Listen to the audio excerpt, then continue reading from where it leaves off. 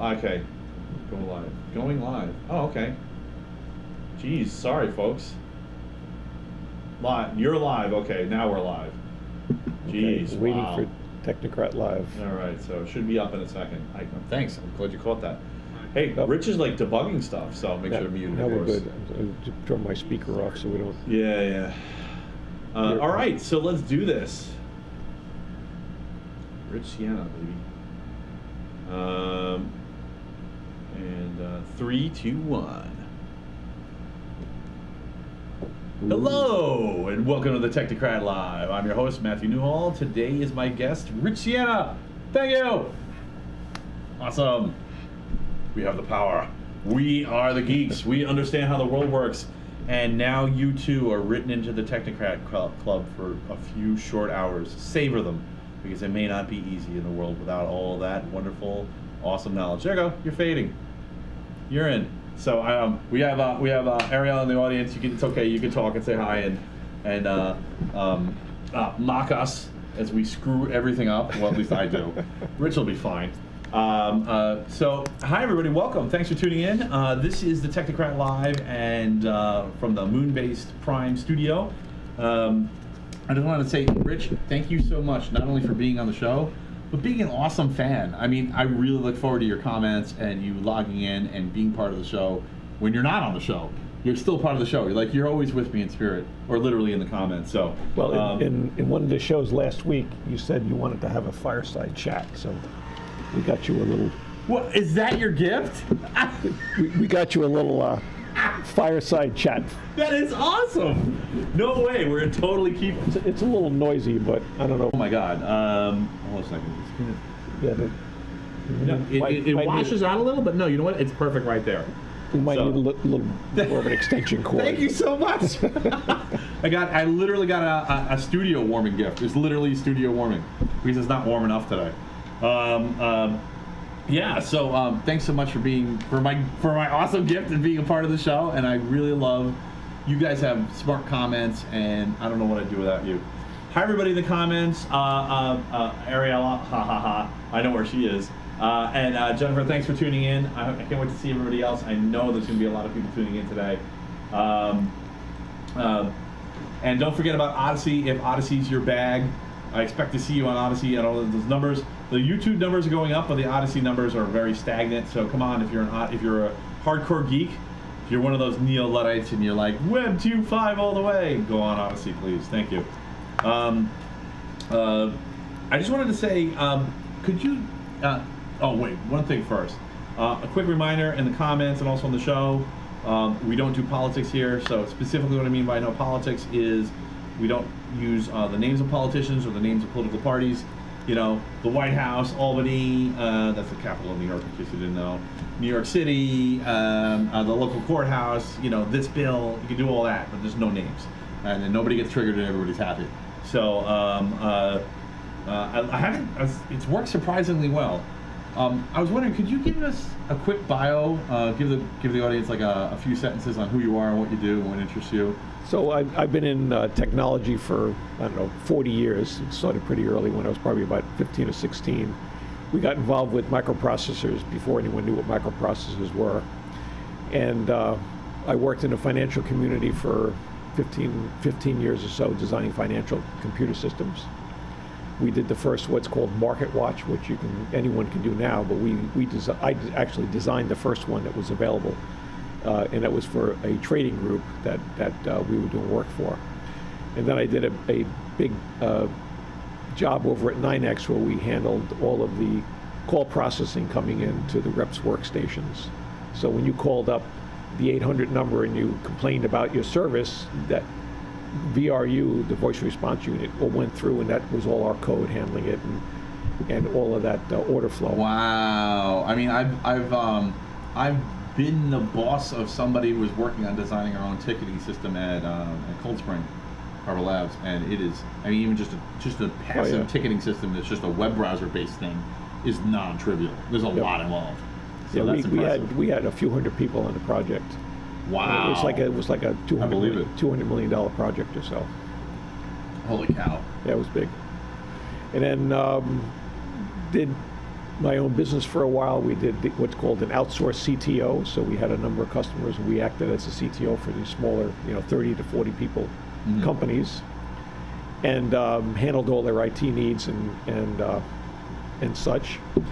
And then recently, we've been involved with doing a service, a software as a service company. Okay. And a couple years ago, I said, that's enough with that because they're not producing what they need to produce. So we started looking for something else to do, and we ended up in Kentucky. Okay. So we've been teaching meditation and that kind of things. We have a daily message that I do every day. You can sign up for it at alcy.com. That's my website. Right. And what can people expect to find there at ALCY? Well, the stuff on how to use your mind more. The people like Margaret Mead. Doesn't your mind just go? People like Margaret Mead and Albert Einstein say we use 10% of our mind. Right. What they mean is we use 10% of our potential. We teach you to use the other 90%. So it's like How different is a person that uses that other part of their If you mind? had a car, let's say you had a Ferrari. Yeah. And you're driving around, you put it in first gear, you think it's really cool, wow, it's comfortable, it's a nice car. Mm-hmm. And I get in the car with you, I say, I can show you how to shift gears, and in this car that you thought only went 30 miles an hour now goes 200 miles an hour. Okay. It'd be like, wow, this is what we teach you. We teach you how to open up and use your intuition better, how to do remote viewing, how to do all the stuff that's... Oh, that's right. You're into remote viewing. I forgot. We had talked about that on the show. We hadn't talked about it in a while. So. And how to do all that kind of stuff. Awesome. So, and in addition to that, we're still in the process of looking to open up a distillery. So that's going slower than we want, but it's still in the works. Zabooze. Yep. So distillery. So it's going to be like one of those little beer gardens in Queens. No, bourbon. Bourbon. Yeah. This is. I mean, it's just going to be like I for people who were here for that show, you did do a show on what you were planning. Yeah. But for people who weren't, what's it going to be like? Is it going to be it's a little thing, or is it going to be huge? No, we want to be a brand. A brand, like a multinational brand. Well, at least in the United States, or at least local. Okay. So we want to you want to be able to go into Total Wine and be able to pick us up, pick our product up. Excellent. So that's remind me later. I gotta tell you about a rum I really love, but I'm not gonna talk about it on the air because it would compete with you. So it's not competing. What website? Oh, the Technocratlive.com. Oh, he said it. It was Yeah, the website is alcy.com. Right. If you want to pop into alcy.com. I'll put it in the chat. Yeah, put it in the chat. That would be good. It's on the YouTube chat. I have a little shtick I have to do too. So that was a great bio. Wow, you've done a lot of stuff. Yeah. Yeah, it sounds like you're not done yet. I know there's a couple things we didn't cover. So, so please, if you enjoy this show, like, love, share, subscribe, tell your friends. The most important thing to me is a comment. Just log in to whatever platform you're on and comment. I want to hear the feedback. I want to hear the critiques, the positive, the negative. Do you like our fire? Do you like our fire that we're our fireside right now? Let us know, because I want to hear it all. And you can hear it all in real time, and I will respond to you. And if I'm not responding to you, it means the comments broke like they did 2 weeks ago. So because I love you all. All right. So we can warm our hands over the fire. So this is your third time on the show. Yep, third time, and not counting the panel. You were in a panel too, right? Yeah, so yeah, fourth time. Fourth time, and the other. So you know how this works. I've got the dystopia report. Yep. And of course, at the end, I'm going to ask you to pick the biggest own worst enemy of the OWI Awards. So for the dystopia report. New. Okay. Yeah. No, yeah. Well, I've been doing it. I always forget to do it. I think I forgot to do it. Half the time I forget. It's not that important. But if you're into it, let's do it, because I want to know who their own worst enemy is in the news. It's actually a kind of a light news day. The past month has been strapped with news, and I couldn't even get through all of it. And now today it's been a little slow. So, but that's okay. We have plenty to talk about. Yep. All right. So without further ado, the dystopia report. Of course, eventually I'll have like things exploding and, robots murdering robot puppies, because you can't murder puppies, that's just crazy. Or maybe robot puppies murdering robots. What's up? Just tell us. My website? I put it in the chat. It's in the YouTube chat. Please hold. It's okay, you can talk, it's all right. We have an audience today, so actually, I really love the idea of having a live audience. I don't mind if people have their phones on. You know, we're human beings. This is not like, I'm kind of a one-man show. Well, today it's a two-man show, but you know, like, it's fine. We're humans. We just do human stuff. Thank you. I appreciate it. I appreciate the fire. All right, so we're going to start the topic today with tech government. So the first story is about the SEC. This is kind of a huge deal. I don't know if you heard about this.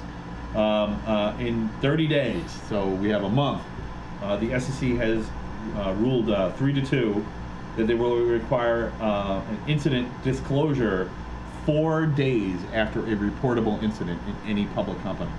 What's a reportable incident? So that's a good question, but I think we're talking about basically anything that is worthy of going to a law enforcement agency. This is crazy. This is a major change, and if you didn't take cybersecurity seriously in your public company before, you might be jacked. So check this out. You know, I just wanted to say, like, as a personal plug, I've been in charge of patching, which is like the primary step in, you know, Yep. kind of the end point of security. You know, of course, you need zone security too, with a cybersecurity team watching the network. Not that bashing on network people, but your systems also have to be secure, because if they just have to get through the defense once and they walk right in. So, and I've never had a machine hacked in my last job, which was a 10-year run, and there were hundreds and hundreds of unique machines. So, I had having a guy who knows having a person who knows what they're doing matters. I had this one customer. We put a security system on their email, and we were blocking like 10 messages a minute. It was the most I've ever seen come in, and it was blocking 10 messages that were trying to break into the system. You know, like phishing messages and all this other stuff. It was like 10 a minute, and it was just going on like nonstop. Wow. It was the worst I've ever seen in any company.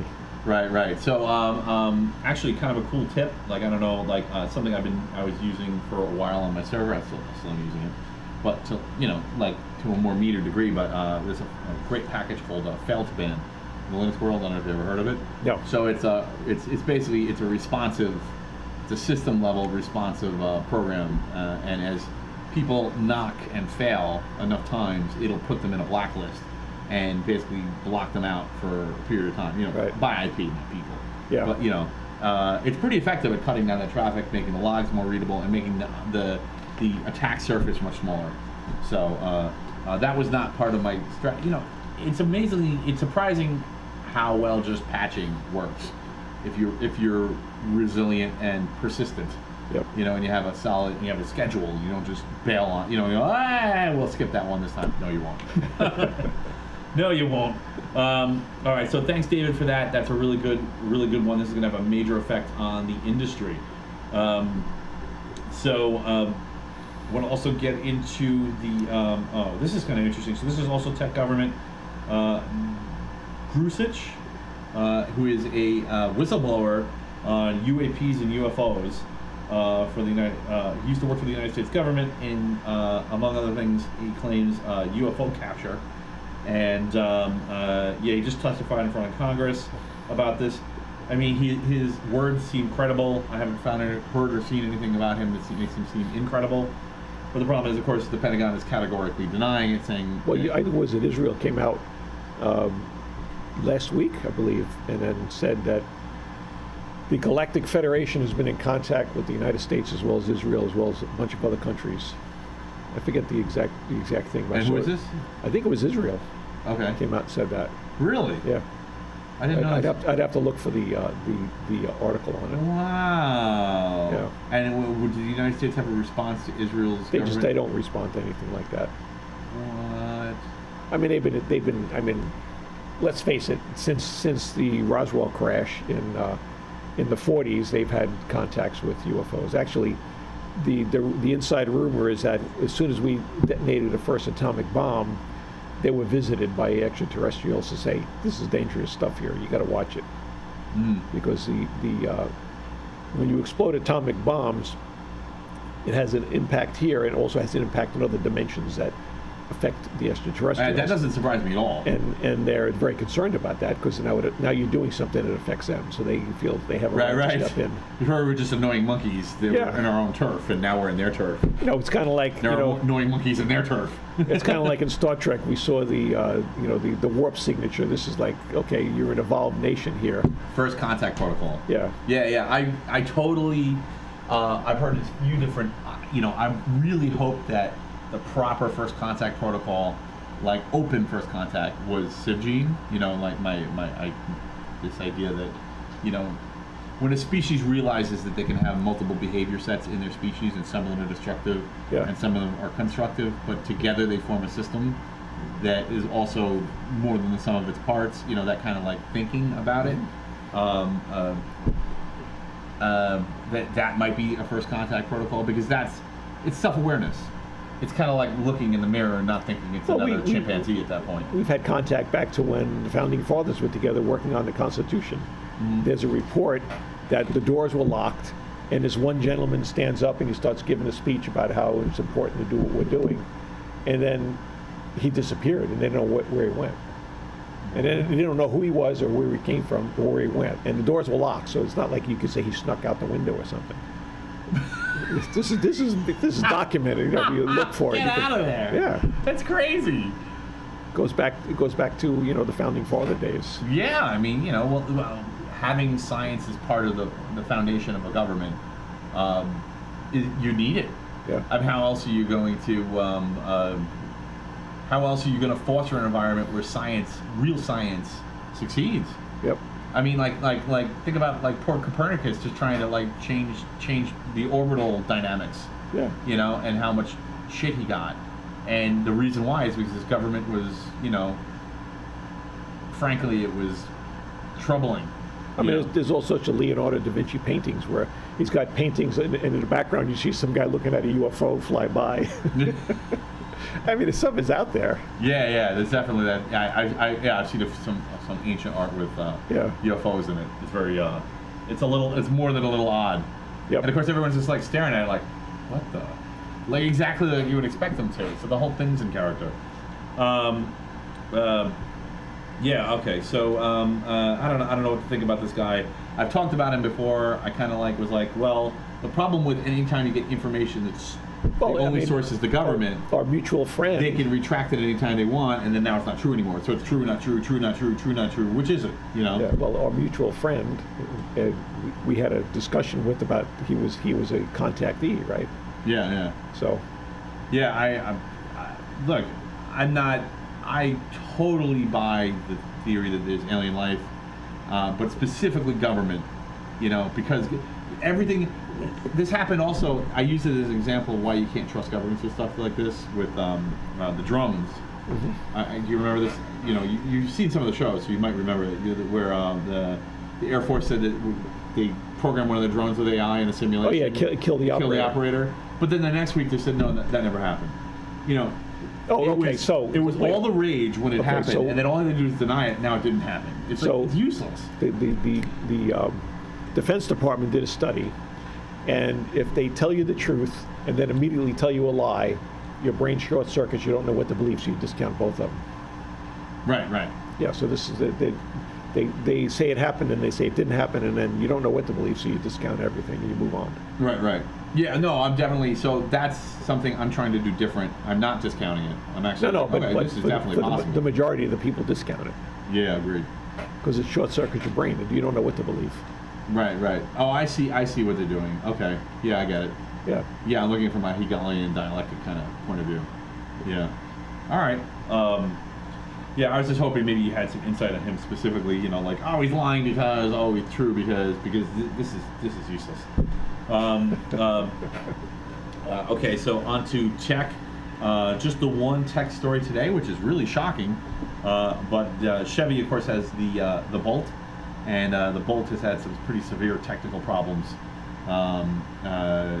They, among other things, they had a defect in the battery where there might be fire in the battery. And First GM's like, well, there's a recall. And then they're like, well, there's a recall, but don't park it in your garage. And they're like, and there's a recall and don't park it in your driveway. And they're like, there's a recall and park it 300 feet from any other object. And it's like, and then they're like, oh, surprise, the Bolt is discontinued. But it's not. The Bolt will be back. They just announced that they have, they'll be on the new Ultimum battery platform, which apparently is a next-gen battery platform within GM that they're putting their trucks on. So then they're going to shrink the Ultimum platform down for the Bolt. So it's going to have a whole new battery system. I don't know how they're going to financially recover from all their Bolts being essentially... I don't know. I mean, if you live in a city, where the hell are you going to park? You know, Exactly. like park it on the roof of a building? I mean, where else could you put it, you know? It's the only place where it wouldn't catch anything else on fire. Well, supposedly Tesla has a new battery technology.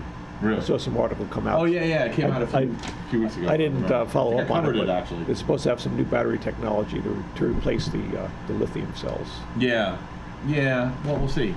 I mean, they may, it all depends on what's more cost efficient for them. It might be a vastly superior design, but if it saves them $10 to stick with what they're doing, they're going to stick with it. What's the problem with lithium? Besides the fact that it's mined from China under terrible conditions. Okay, so the real problem is that lithium is mined with arsenic. So you have to separate arsenic and lithium, and what are you going to do with all this arsenic? Right. Now you have a toxic waste that you don't know what to do with. Yeah. I mean, you can dump it in China, but that's only going to... Well, I mean, there's a bunch of useful byproducts from coal. In fact, I just talked, two metals that are extracted from coal are actually the metals that they need to build computer chips. So, what was that? What did you say? Okay. Well, in the Kentucky coal plants, they're constantly being audited by the government saying, oh, you're falsely reporting your numbers, because they have like zero emissions, literally zero. And they come in and they do an audit and they go, oh, you're correct. They're too clean for what they expect. They expect, the coal power plants. Oh, yeah. Right. So this is the funny thing. So apparently, all right, I don't know. Stop me if the Dutch said, okay, we're not going to give you our chip business because we don't trust you to not make chips and keep them for yourselves to China. And China responded to that by doing that metal ban. But of course, the funny thing is that metal ban might hurt a different country, but it might actually help the United States because we make so much coal. It'd be easy enough for us to upgrade our plants to extract it. Yeah. While we're processing all this coal. So. Yep. Thanks, China. Yay. I guess. I don't know. I don't know if anybody. They're all going to implode one day. Yeah. I mean, if they do this, it'll be on the down low. It won't be in the news, but. All right, so that's it for tech. On to AI, which of course is also tech. So OpenAI, this is kind of crazy.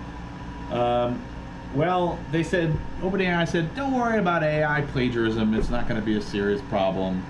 We're gonna provide a piece of software.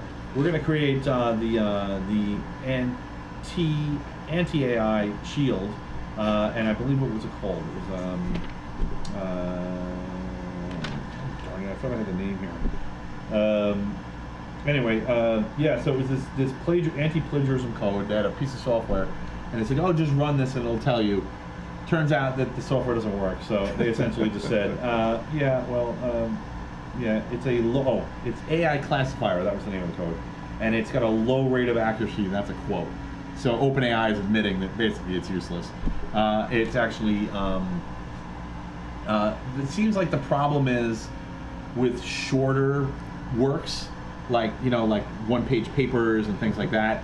With long books, its accuracy goes up because I guess maybe there's some kind of pattern it can pick up on. Right. Yeah. But so on the downside, it means that plagiarism, that cheating on written linguistic tests in education, whether it be higher education or not, is going to probably still be prolific because of this. But also it brings up a broader problem. This is just the reversibility of plagiarism, but of course, what about the reversibility of machine learning or AI all the time?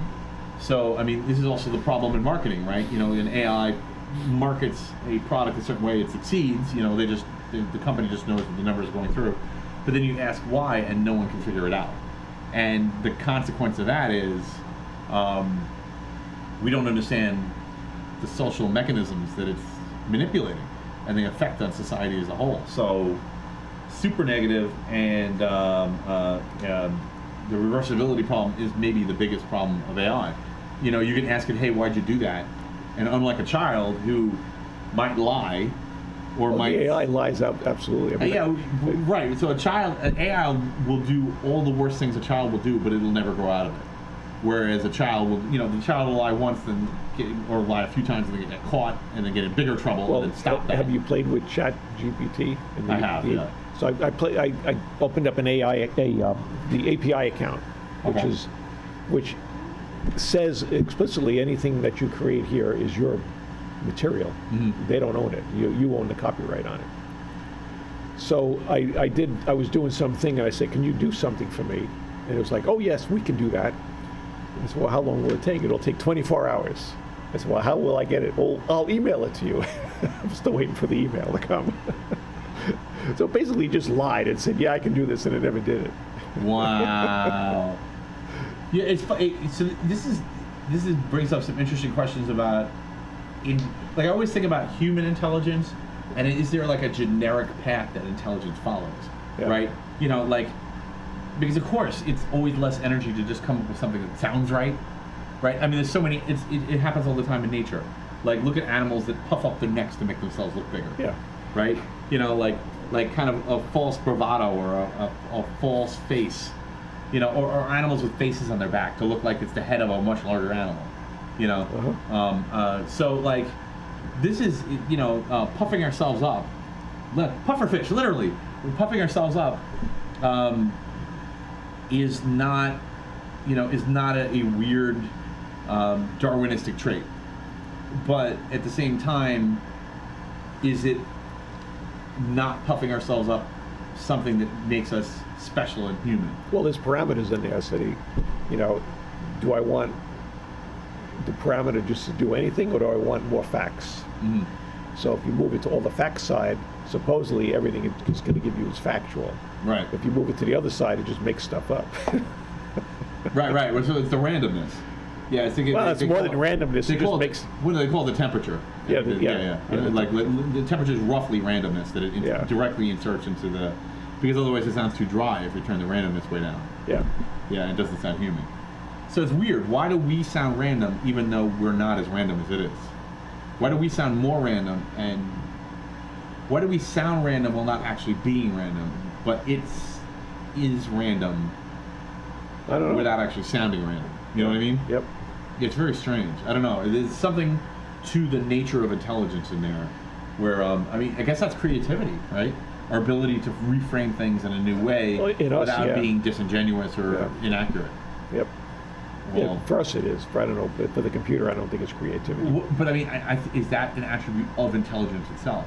Like whatever animal, whether it's an alien or a computer or whatever, would any animal or creature or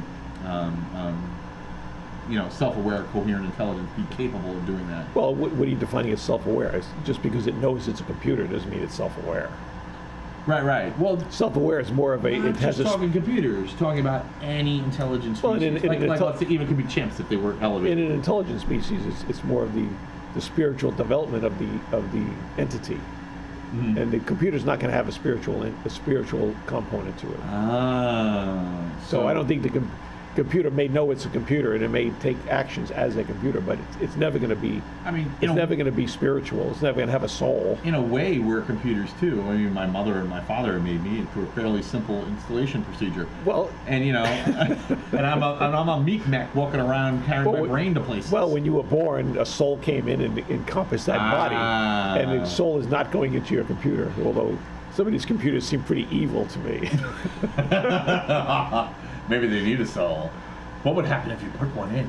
So, I don't know what the soul input is for that, but well, it's interesting. So it does kind of indicate that a spiritual faith is that AI is kind of evoking a spiritual faith in people, and I'm not saying it's not true. Yep.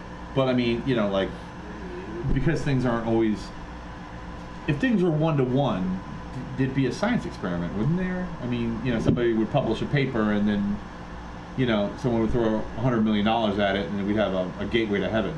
Like, literally, we could just turn the thing on and walk through. Who says we don't?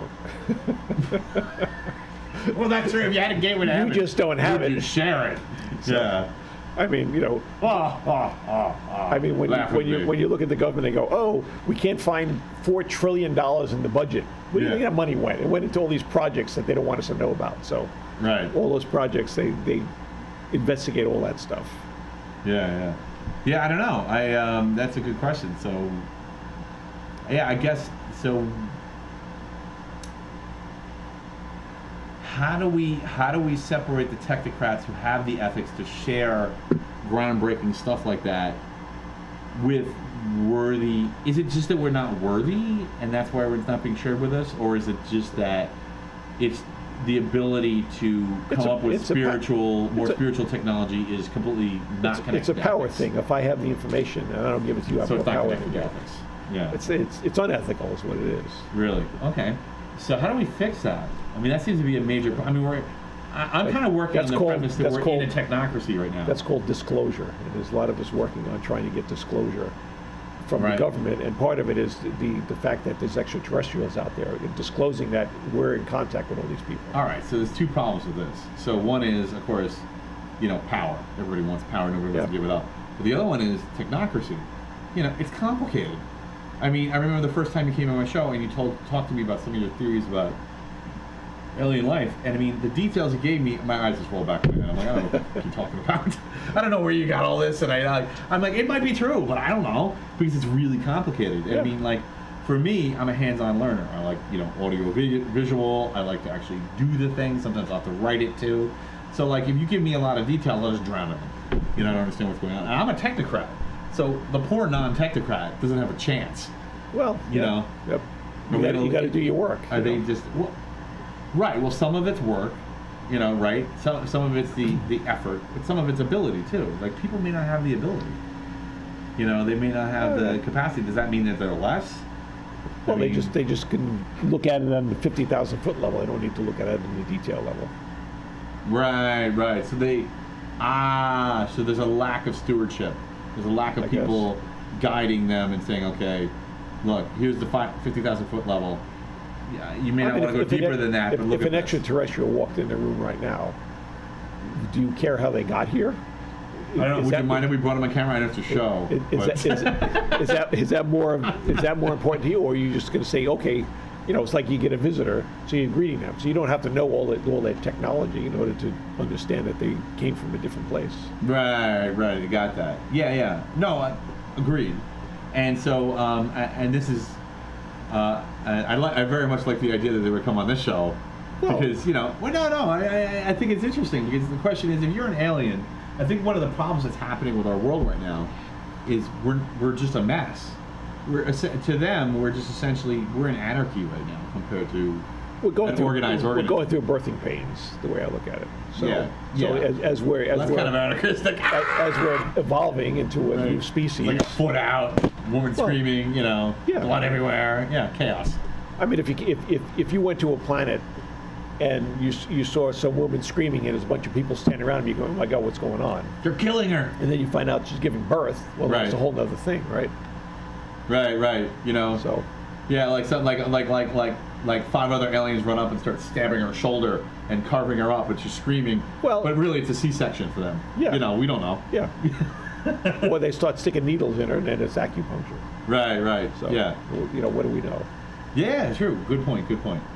I frequently thought that, like, I try to imagine a situation where I'm an alien and I'm like supervising this world, either in my own capacity or in a larger capacity. I'm trying to figure out whether I can talk to us. And who the fuck do you talk to? Where do you go? I mean, you got like one shot and then there's this chaos if you do it wrong. Well, do you remember there was a Twilight Zone episode about that? Right. The guy comes down and he's like, "Oh, you're so intelligent." He says, "Oh, I'm the idiot." I'm the idiot.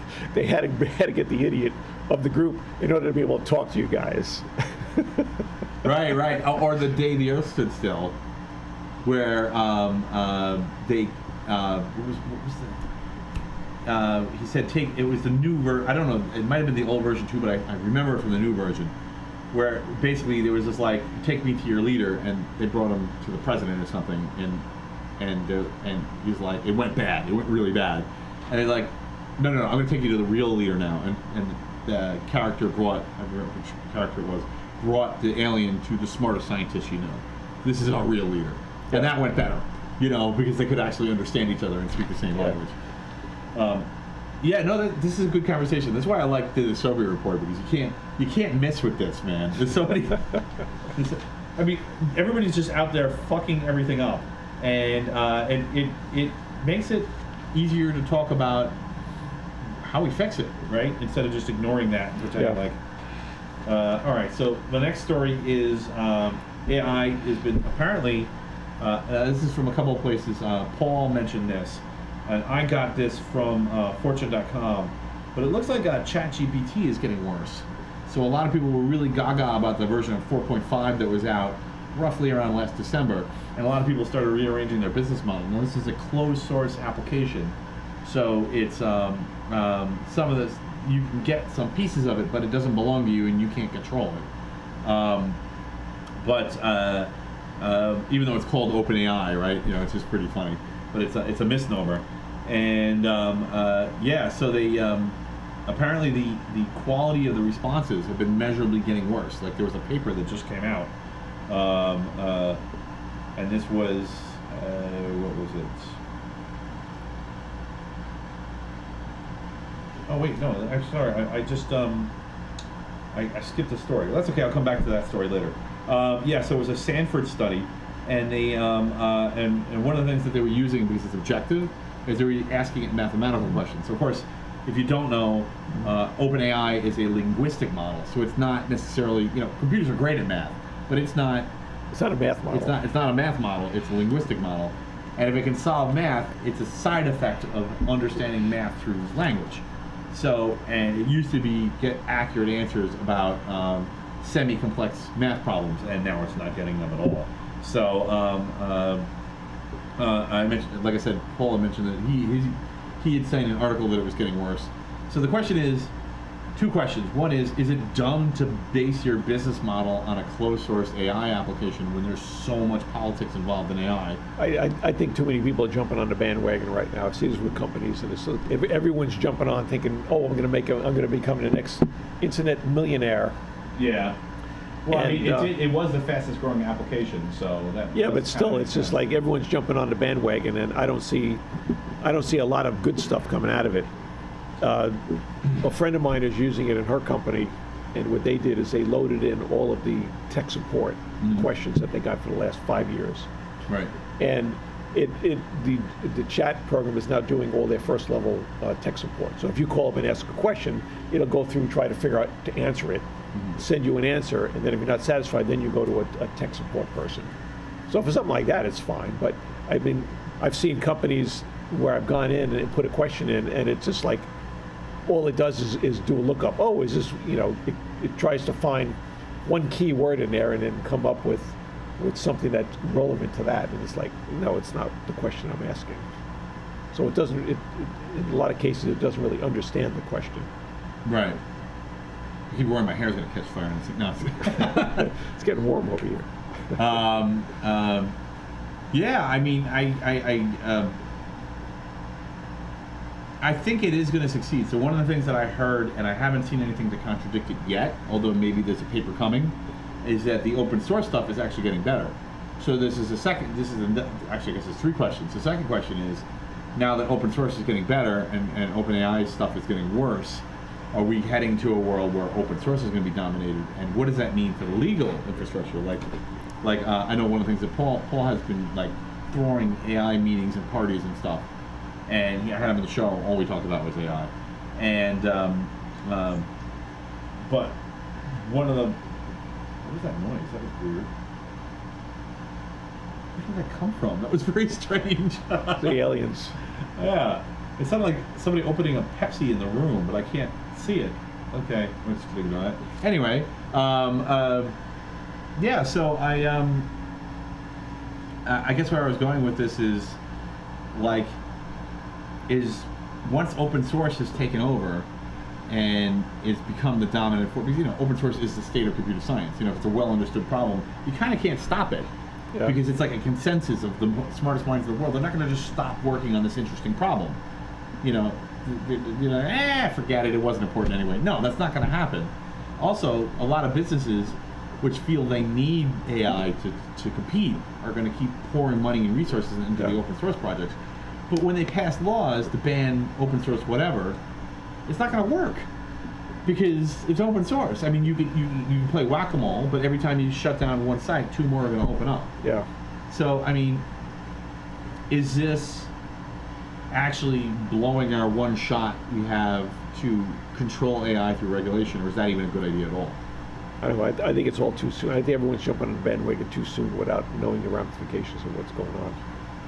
Because from what I see, everyone's jumping on it, redirecting their business model and neglecting their core products from what for the development of things. So the people doing the decision making from these companies, but I guess eventually the open source developers too now, they're going to be coming into the fold. Yeah, because it's a hot topic, so everyone wants to jump on it. Do they need to do more self-reflection, or are these because they're just going to it because that's where the money and the power is, or they're the kind of people who will never self-reflect? It's the way I see it. It's just like social media. If you want to get a lot of views on your social media, all you got to do is post videos and things that are trending topics. Right. So, this person got fired from Fox News. Let me put a video of him up there. Everyone's going to watch it. I'm going to get 1 million views. Well, that's AI doing that, right? It doesn't give a shit what the hell, what your hook is. It just cares that you have the most relevant hook, and boom, because it's going to keep them on the app. I don't know if you said it last week or if it was if I read something on it. South Park did an AI episode, and AI wrote it. We talked about it in the chat offline. We didn't talk about it on the show. Yeah, but it was awful. Right. Yes. Someone posted that. Yeah, and it was. Yeah. I did watch it. It was pretty awful. I didn't see it, but I just saw the reviews that said that the AI generated stuff was just terrible, and it was supposed to be using all, like they do with current events and things. Right. Yeah. So I guess they need to create the sarcasm model for AI. They need the sarcasm upgrade. Well, I bet the open source people will come up with some very good sarcasm modules, which might be bad for us. Maybe that's the missing piece. I don't know. Well, I don't know if you can do better math with sarcasm. Well, if you remember back in the day of AOL, maybe. When I feel like math is inherently when you had to dial up to connect to the internet in the days of AOL, when AOL was a thing. Right. They had these chat rooms, and you went to a chat room and you had conversations with people. And there was one chat room that had this woman in it, or what we thought was a woman, and a bunch of people thought, well, this woman is always on. So what they did is they scheduled people to be on 24 hours a day for like a week, and this woman was on the entire time. So they figured this had to be some kind of chat bot. Right. And the only reason why she was there was to keep you online so they could bill you for hours. Okay. That was back in the late 80s, early 90s. Okay, got it. Or the early 90s or whatever. So we've had this stuff for years. Right. Well, we were able to come up with it was very much not machine driven, but there was algorithms involved for sure. I think of Max Headroom. It was a guy in makeup. That was a partially computerized model. Well, do you remember the program Elijah? Yeah. That was something you could download. You could have a conversation with it. It was kind of juvenile, but we still had a conversation. A program that fit in kilobytes. Yeah. And it was just a big decision tree based on, you say, how are you? It's going to say, oh, I'm doing great. How are you? Yeah. So it knows a bunch of canned responses. Right. So once you memorize the canned responses, it gets pretty dreary. So if you want to read a good book on it, read The Adolescence of P1. It was written in the mid-'60s by a guy who used to work for IBM, and it was the first book on artificial intelligence. Yeah, it really does seem like what we were talking about before. Like the key here is the conscience. The key is go ahead and get random. Go ahead and random, aka creative. But you're going to have to iterate through a lot of creative solutions until you find one that actually is kind of true. Yeah. So and somehow we do that automatically. And they just maybe AI really doesn't have the processing power we have yet. It's funny, like half the internet's working on creating one neural net, And meanwhile, each one of us is one of those walking around. Yep. You know. Yeah, well, that's what we have. With a really simple install procedure. I'm sorry, I just keep talking about that. It may not be so simple for some people. Yeah, no, not so. No. Well, it depends. If you don't like it, it's not so simple. If you like it, it's pretty simple. All right, so AI training. Apparently AI has been training on pirated books. So there's some accusations. Well, there's a big lawsuit going on with the copyright with the people saying you illegally used my book to train you. Right? Well, the real question here is in case people don't know what apparently leaked or got out, or they just said, not realizing the implications of it, is that these AIs, they're like wiping out whole employment sectors, are trained with data, and then that data is used to create a very condensed neural net, which in turn creates the language. So the question is that neural net a derivative of that data? And in this case, these are pirated libraries of books, not just a book, but literally whole libraries of just every book they can get their hands on. And some of them are out of copyright, but a lot of them are not. And that's what they've been training the AIs on. So the AI companies have gotten real quiet about how they train their, but this is a computer science problem. They're just a little further ahead in it. Yep. So we understand it. So we know that that's what they're doing. They're training it with some massive data set, whether it's the internet or books or both, or Well, it comes down to is like, if I buy a book and read it and I get that knowledge from the book, what's a copyright infringement if I start explaining that knowledge to people? Right, but don't forget the Copyright Office has said that there's no inherent copyright available to an AI itself. So purely AI-generated work is not copyrightable. No, I mean, but if I read a book... So what I'm saying is they basically said because you're not infringing on the copyright of the book, knowing what the book taught you, because you're a human. I think that's kind of the implication here. And then where the AI, the implication is... You just can't copy directly. You can paraphrase it. You can't copy it. Right. But I think essentially they're saying that just because you essentially ran an algorithm on my copyrighted work, which created your copyrighted work, and I didn't license it to you for that, therefore you owe me money. I don't know, is that true or not? I mean, legally or morally? I have no idea. Yeah, okay. It's gonna come out in the courts. Well, what's right? Let's talk about ethics. What's right there? I mean, is it right for authors to expect, okay, so you created this thing that put me out of a job, and you created it using my book, and now I'm SOL. These people would rather read your product, but your product is a derivative work of my product. Yeah. So, I kind of see the argument there. I mean, I'm not sure. I don't know. There could be terrible consequences. It's going to be an interesting battle. Yeah. Yeah, it might be good for open source books or open source materials, like stuff under Creative Commons. Like that might become the seed that feeds AI in the future. I don't know. It feels like, on the other hand, like if you have to run 3 times as big a network, and that uses 3 times as much electricity to generate that neural net, isn't that being wasteful? Yeah. Where does the commons end? What's the community property? I don't know. It feels like our ethical model, our ability to logic our way through these questions is breaking down. I don't know what that means. It's a technological growth without spiritual growth. And what? Technological growth without. I'm going to shut our fire off. It's getting a little loud. Without spiritual growth. Yeah. Yes, you might have to put a quieter fan in there. There we go. We have to put a quieter fan in there. Yeah, no, it's cool. Actually, it's exactly what I was thinking. This is awesome. I really appreciate it. Put a little rheostat on there or something. Sorry, it was okay till that. I couldn't hear what you said. So yeah, I mean, I guess.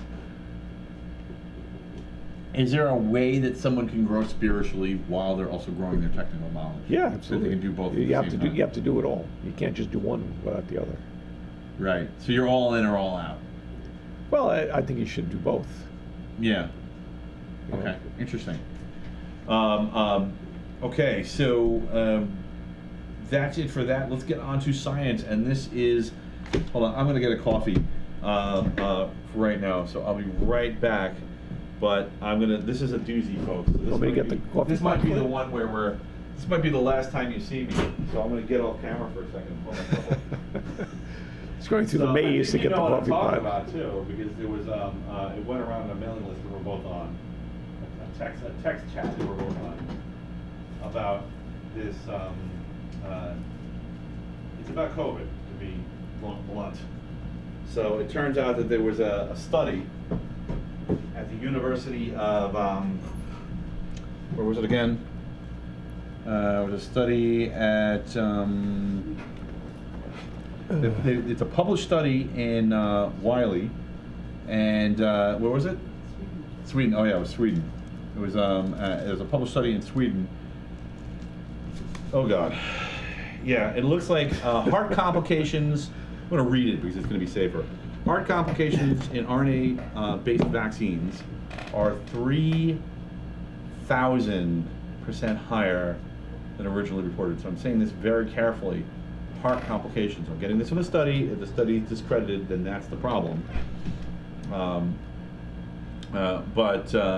Yeah, 3%. This is about a 3%. It's actually 2.8%, so it's really be 2,800%, not 3,000. They're just rounding, but I think that's fair to do. It's off by multiple orders of magnitude, which is really, really bad when you're trying to assess risk. So we're talking about 3% of people, roughly, have some kind of heart complications. And to be specific, the heart complications is measured by elevated cardiac enzymes 3 days after. So that is the measure, that's the specific measure we're talking about. We're talking about a study of 277 people, so it's not a huge study. I mean, we know several people that ended up in the hospital and was dying from right. complications. Well, so this is, what's been going on is there's been a lot of people who've been like, hey, what you did with what you, meaning the politicians and some scientists, did with the vaccine and your assurances was not science. And they're like, oh, it absolutely is.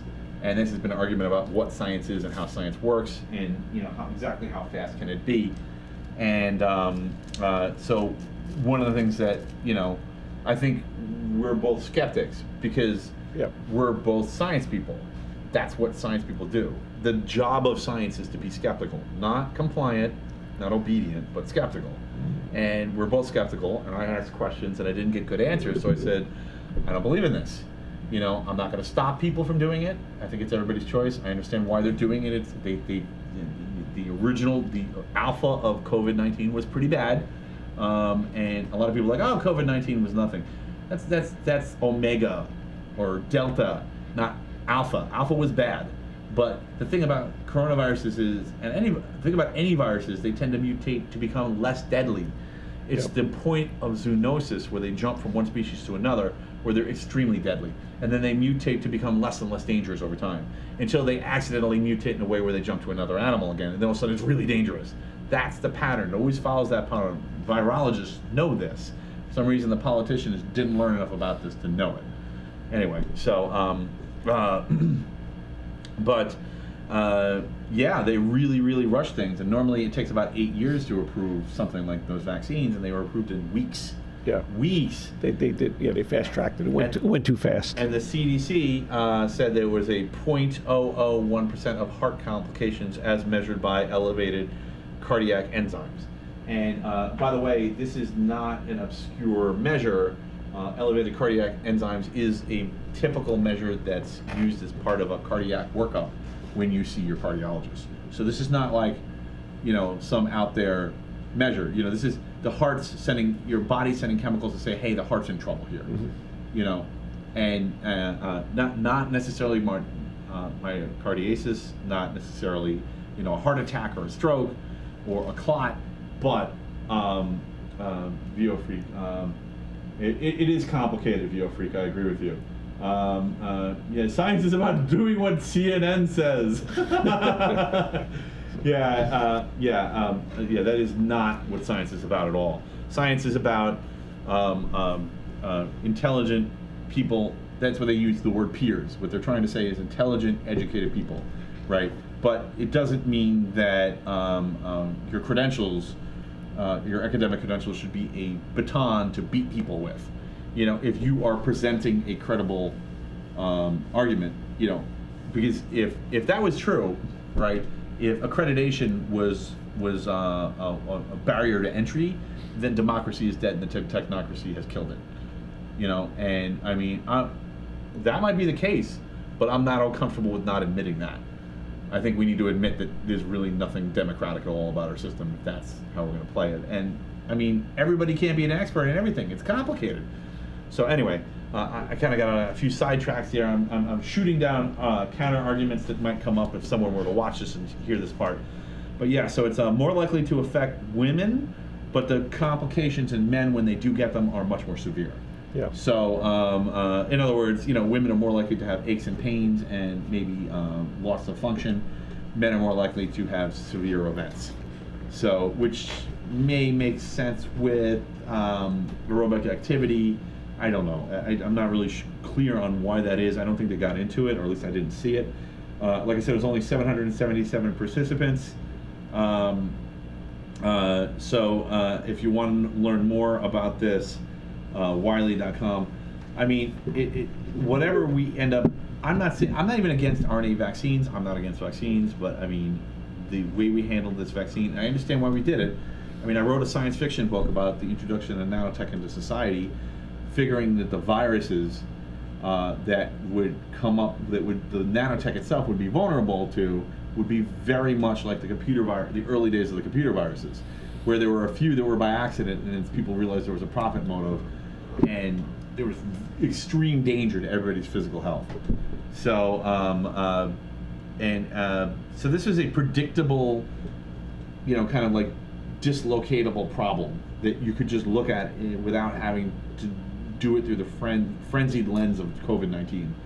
And yeah, man. I mean, I feel like we haven't learned anything. I mean, like people getting hurt and dying, and that's a problem. And of course, this is the specific point at which they measure was 3 days after the injection. So maybe the symptoms fade, maybe the instances of problems fade. But yeah, I know a lot of people anecdotally too. And this is important because for the people who know those anecdotal studies, would be like, this seems like there's a broader pattern here that kind of got proven out. I mean, now, every good scientific idea starts as a postulate, and the postulate comes from a combination of reason, which is a combination of intuition and logic. I mean, you can just think something, and that's the truth. You just haven't proven it yet, but it doesn't mean it's not untrue. Just because you're like, hey, this doesn't look right. From I know 50 people and 5 of them are sick. Something's wrong. That, yes, it's anecdotal, but now we have a study. So I'd really like to see if people. Interestingly, Google. When I Googled this. Google refers to an academic rebuttal of a completely different thing from a year ago, and it comes up third in the search results. So I don't know. Maybe it's just just have to keep an eye on it. We'll keep watching it. It might just be an anomaly, but it could be an attempt to kind of dope people away from taking this study seriously. But yeah, the CDC. I mean, somebody's really off here. And it's starting to look like the CDC was the one that was really off, along with a lot of other large organizations. Yep. We got a couple of things here. Why do we have? Oh, did this go to dark mode? I'm like, why does that look like that? It's because it went dark mode. Human ignorance is limitless. Yeah, I had a postulate removed. From Odyssey. Yeah, everyone's had a postulate removed. Odyssey. Yeah, I've got 2 different chats on. So I've got my Odyssey chat, and I've got the YouTube. Hopefully I'm not missing anything. If I miss a comment, please let me know. I'm seeing VO Freak and Ariella right now. So yeah, but if you have something to say, let us know. All right, so that's it for the Dystopia Report. Who do you think wins the Alley Awards? Who is their own worst enemy? Who has done themselves in here? It's a thin news week, but I think AI is doing themselves in. AI itself, or the people who are looking to profit from AI? Oh, all the people who jumped on the AI bandwagon. Okay, I think it's too soon. Yeah. What do you think is a good test of when AI is really legitimately disruptive to the economy? So I think we all discussed the potential of how that would happen now. Well, I think everyone's just jumped. I think it's right now it's a buzzword, and everyone thinks if I don't get in, I'm going to lose. I'm going to, fear of missing out. So It's FOMO. They all want to jump in because We pronounce that FOMO, people. Yep. 'Cause they all think that if I don't jump in now, I'm gonna lose the opportunity. I'm not gonna make my $1 million. I'm not gonna become a billionaire. So I assume you mean the AI companies, not the No, first guys. companies using AI. Yeah, You know, if So I don't, everybody who's either buying or selling AI, or they're yeah, you have people out there that are just like, oh, come take my AI class, and they're really not telling you anything that you can't read on Google. Mhm. In Yeah, but they are making money because people sign up for the class. yeah, they're making money, but they're all jumping on the bandwagon, and it's But then there's more people than we I mean, every recent AI event I've been to has been very well attended. yeah, You know, yeah, and then they're all charging top dollar. because for it. everyone's freaking out because they're like, oh my god, you know, if this really is this hot and I don't get on it, Yeah, so how many people? we're not going to be in business. In Like, 2 months. if you change this thing to just talking about AI every week, you'd probably have a bigger audience. Well, I mean, it kind of did. I didn't have a choice because it's all my guests in my audience what to talk about. But you know, Well, so I mean, that's, if you- I've reflected it. You know, it's come up, but it is an interesting topic. You know, the idea of If making a you community. just had a couple of episodes on how to use it, how to frame the questions and stuff, you'd probably have everyone would be flocking to it, thinking, oh my, you know, Mhm. this is the mecca. I've for- thought about peppering how-to videos into the channel, and just like demonstrations. The problem is though, I gotta be honest. I like you know my story. I kind of was really successful in tech, and I was like an admin, and I was doing engineering work, and then I made a killing in Bitcoin. And I could tell I didn't used to talk about it in public, but I don't mind talking about it now because the Bitcoin's gone. So you can try to steal it, but if you find some, just share some with me, and I'll all right, we'll talk. Maybe I'll give you a finder's fee. But no, it's gone. So it was a great run. I enjoyed it. I got to retire in the middle of my life, which was fun. But I'm a little rusty. I'm getting unrusty. Like it's recently the blade. Like I heard the shing last time I read the stone on the blade. Is Bitcoin dead now, or? No, Bitcoin's. I still think it's going to $1 million Bitcoin. But in case you haven't noticed, this brings up an interesting topic. I thought about putting this in the news, and then I decided last minute that it wasn't a good idea.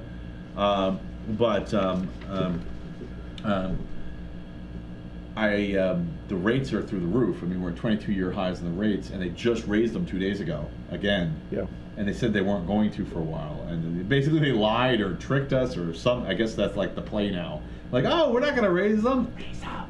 Well, these are the interest rates you're talking about.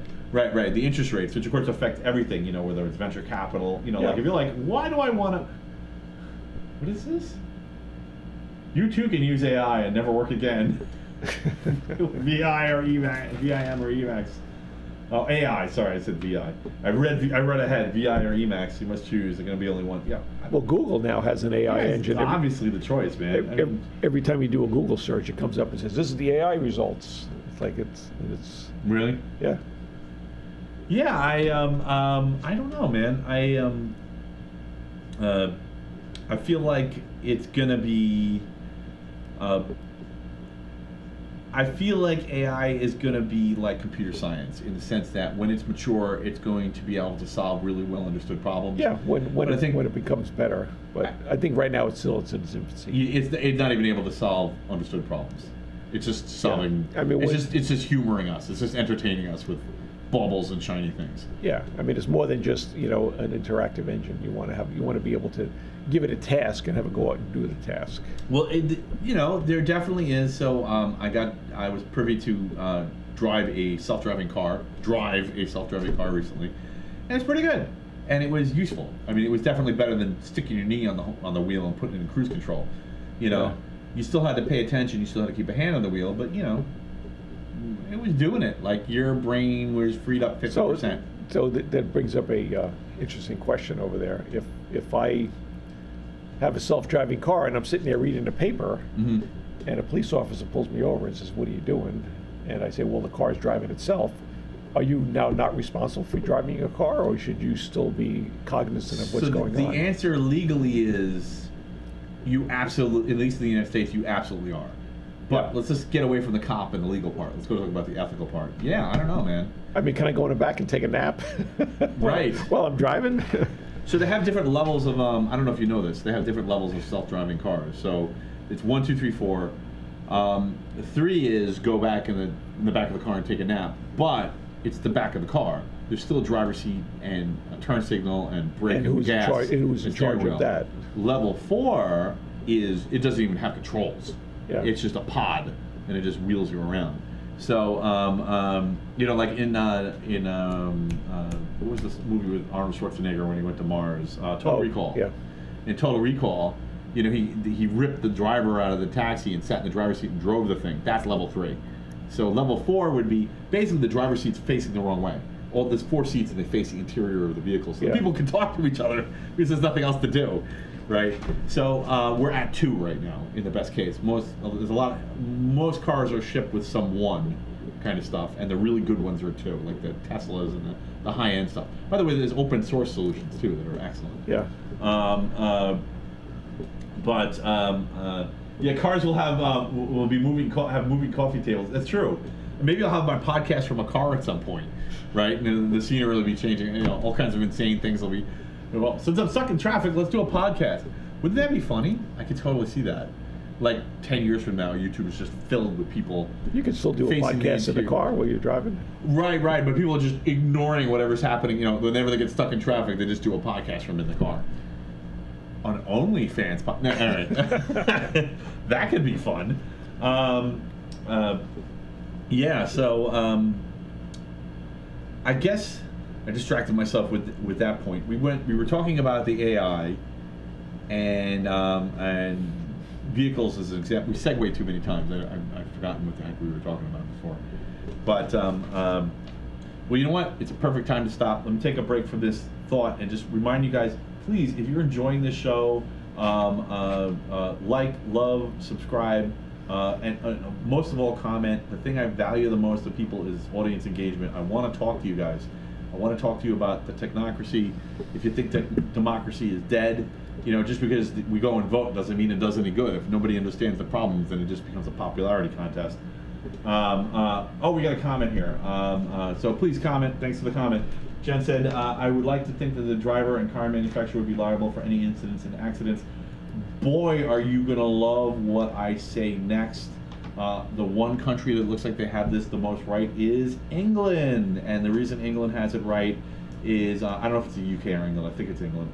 But they are saying that if cars, that if the car is claiming to be self-driving, in other words, I don't know if it's level 2 or level 3, maybe level 2 is shared, and then level 3 is you're a user, you're not a driver anymore. So in other words, for them to claim that the car is self-driving, they also have to identify you not as the driver but as a user, and you are not liable, it is the car's liability.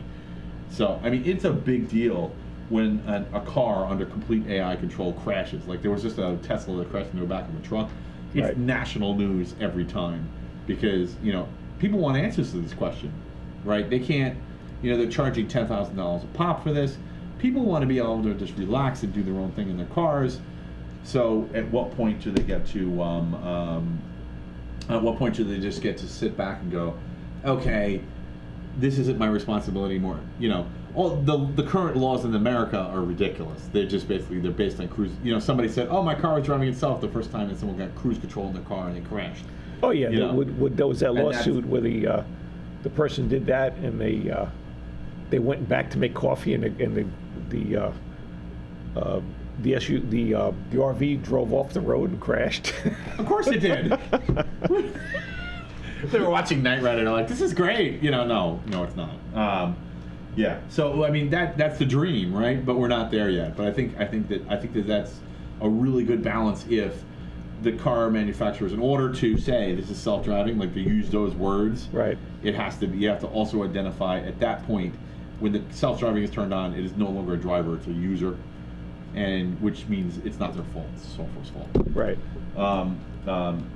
Yeah, of course. Yeah, it is. Of course, it's. I know you're going to say that. Yeah. So yeah, please comment. I love it. I love interacting with you guys. OnlyFans, NPCs, ice cream, yum. Oh yeah, you saw that video. Yeah. There's a couple of clever fakes out there where the beginning of the video starts out with silly, trendy conversations and then it gets real serious in the middle. Nah, it's okay. The car drives itself. Yeah, you know. What one can hope. All right, so all right, here's a simple. Are you pro technocracy, or and if you're pro tech, before you answer, I'm going to put a. Does that mean you're anti-democracy? You know, is it to be a technocrat and to be fine with being a technocrat? Well, that part's okay, but to be fine with a technocracy where the technocrats rule the world and everybody else is just kind of playing along. Are you for that system, or do you think that people need to be written in and the democracy needs to be revived? And people need to. I think it needs to be. Always got to be a balance between everything. I mean, right? You can't know say everything. one is going to do it and one can't because there's issues that come up.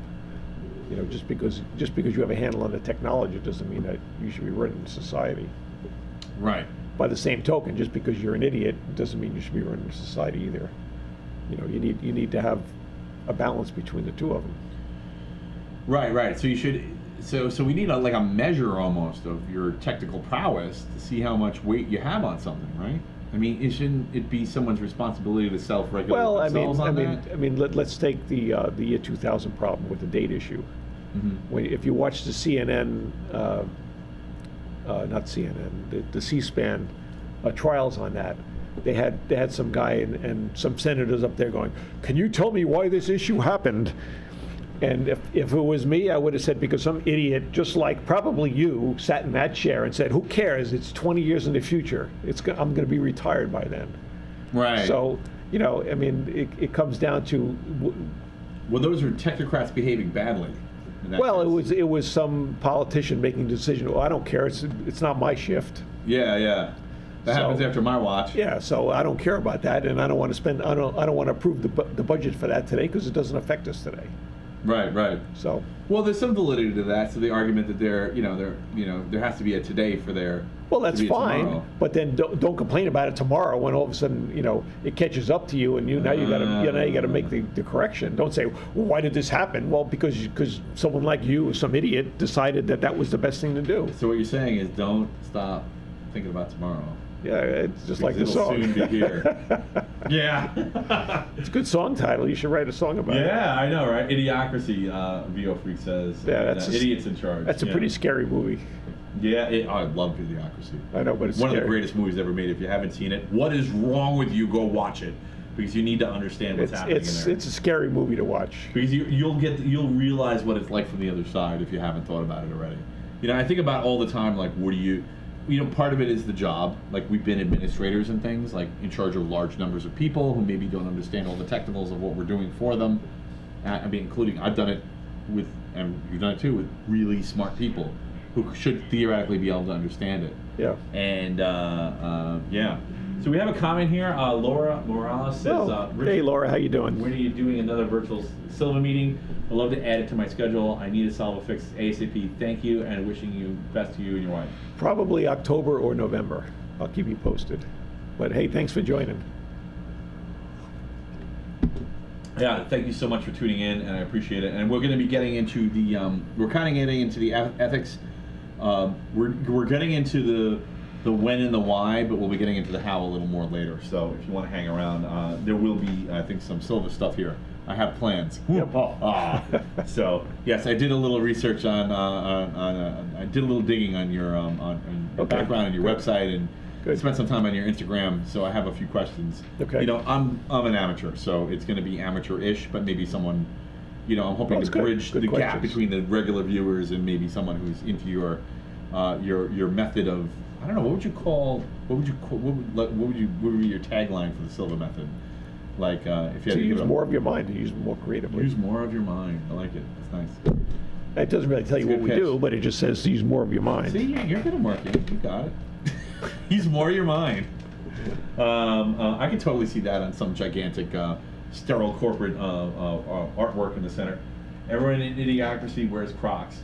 Dude, I'm not judging people who wear Crocs. You can judge them, but I'm not going to judge them. Are you wearing Crocs now? Are you? No, I'm not. I'm wearing boots. I am wearing boots that are sufficient to ride a motorcycle. So why don't they sell Crocs? Which is also probably pretty dumb. It's overkill for an office. So why don't they sell Crocs in Arizona? Yeah, I don't know. Because when the asphalt's 115 degrees, they melt. Really? Yes. I didn't even think of that. Yeah, so let me get my glasses. I'm having trouble seeing my own notes. Okay, we're gonna get glasses, man. You're gonna hit a guy with glasses, would you? So you are kind of pro technocracy. Obviously, some people need to know some things.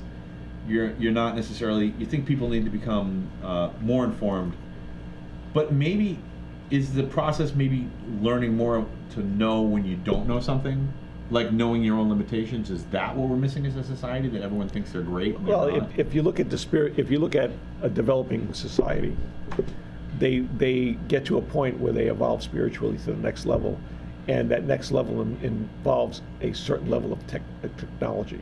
So Right. technology, along with spiritual growth, is the evolution of all planets, of all people. Oh. So all the stuff that we're happening now with That's- artificial intelligence and new technologies and all the crap we do on this thing is So is the just part of gurus our are evolution. inherently also the geeks. Yeah. So, When But- I mean gurus in this old school, incense, spiritual, but it's meditation kind now of all way. those spiritual people now are as we evolve, they'll be starting to use technology to do things that they want to do. So this brings up an interesting question. So let's say that those geeks that are making all these terrible decisions that are driving the technocracy in insane directions, let's suppose that those geeks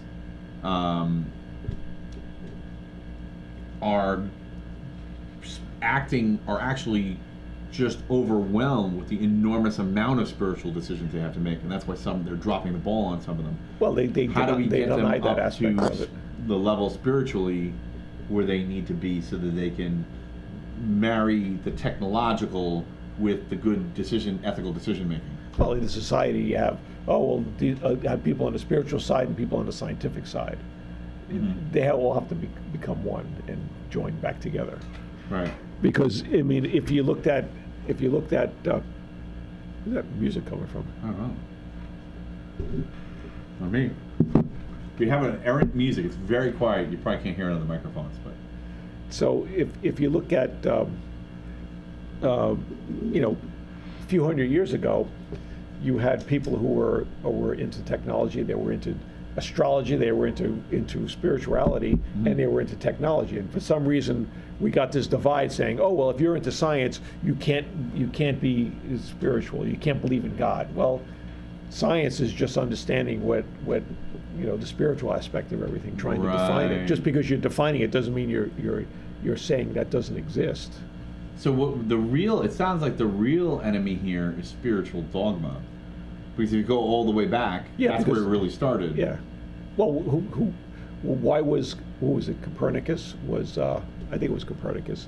He was excommunicated from the church because it wasn't because he was giving his theories about how the universe, the Earth wasn't the center of the universe. It's because he didn't get permission from the church to do it. Right.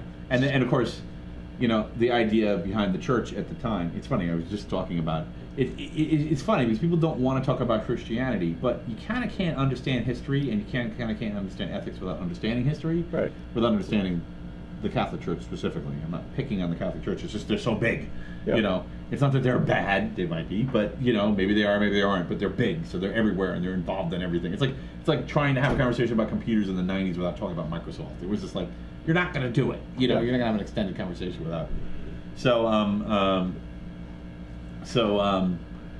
Yeah, I agree with you.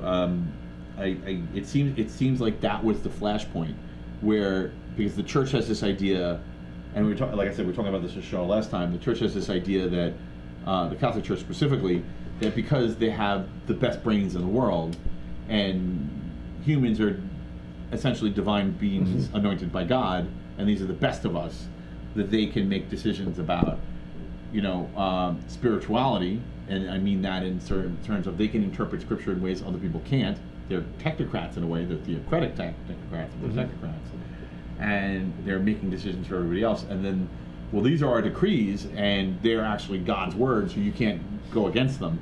So when somebody discovers something in science that contradicts them, now there's a big fight. But maybe the problem is the idea of dogma itself. Like, there shouldn't be dogma. Like, everybody should be finding their own path. And you need to question. You need to have personal validation for what you're looking at.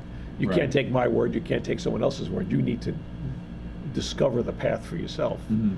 And when you go into the formalized religions, it's no, you got to go through me. You can't dial direct to Right. talk to the spiritual realm. Mm-hmm. Very much like support systems, Yeah. like tech calls. You gotta go through level 1 and level 2 and level 3. No. You have to go through level 1 first. Because we don't care that you've been doing this 20 years and you get paid six figures. We want to talk to you about whether your computer's plugged in or not first. Exactly. Because it worked. That's essentially what's happening. Which I've had that. We've all had that experience with tech support calls.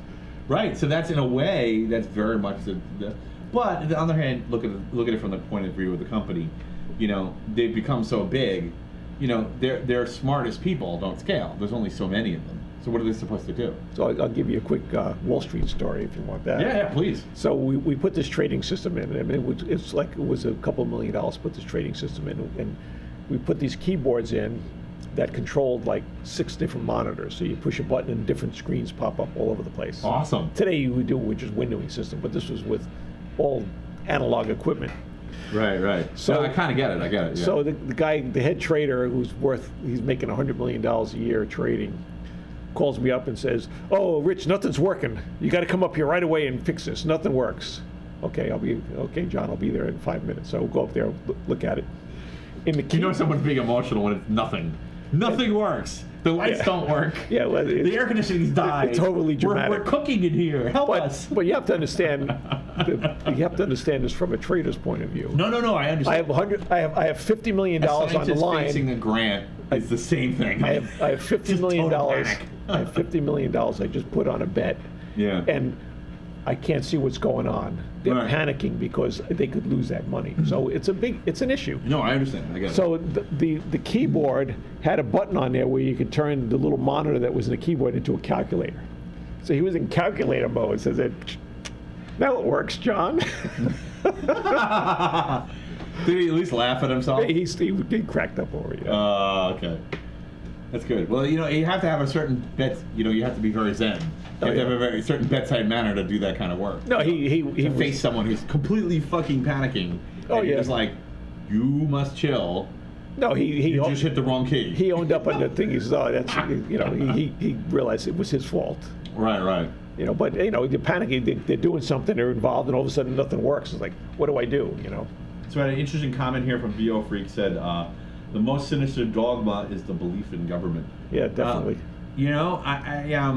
I wouldn't say it's the belief in government, although belief is a good word there. You're very close. I would pass it. That gets a 70, but it's not 100, because I think it's the most sinister dogma is the belief that government is the best.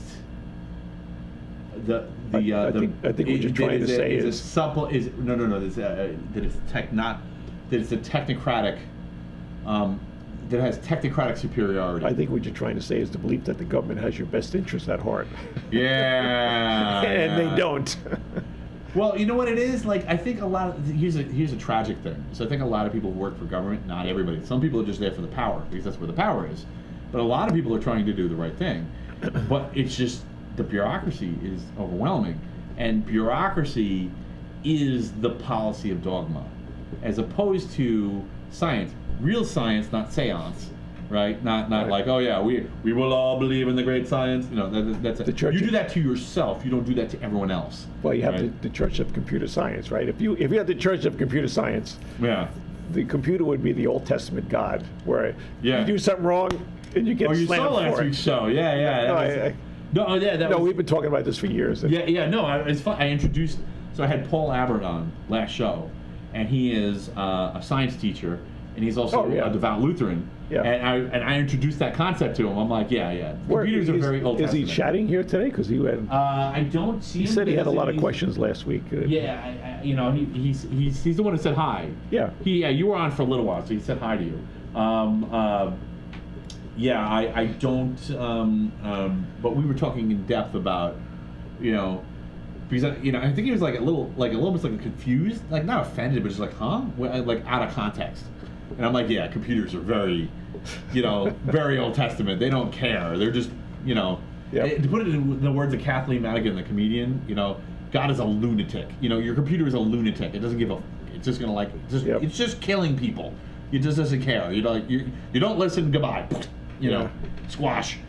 Yeah, as opposed to the New Testament, which is very like kind of like hang out and philosophize and chill and think, which is I think what we need more of. And so the thing that was really interesting. What, the Old or the New Testament? the New Testament. We got all the Old Testament that we can handle.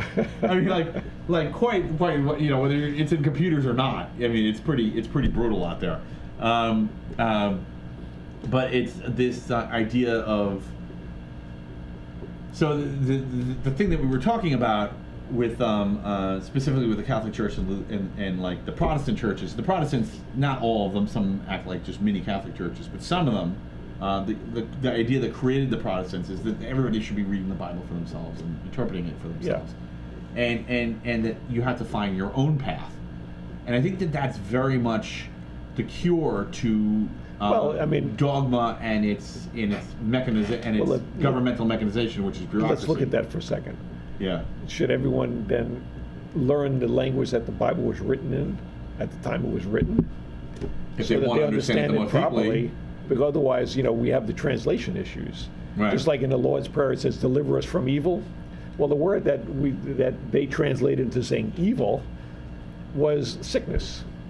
Could be so evil could be interpreted as an evil person, or it could be from sickness. Right. So what was the intent that they were trying to say? Oh yeah, we had a bunch of those conversations. But there's tons and of I know very little. Like, you know, you have to know for anything in the Old Testament, you need to know at least Hebrew, if not an older language, to understand what the actual origin of these words are. A lot of it was written in Coptic, some was written in Hebrew. And of course, you know, of you having a technological view of things changes your perspective on things, you know, and like you're like, oh, I think I know what they're talking about.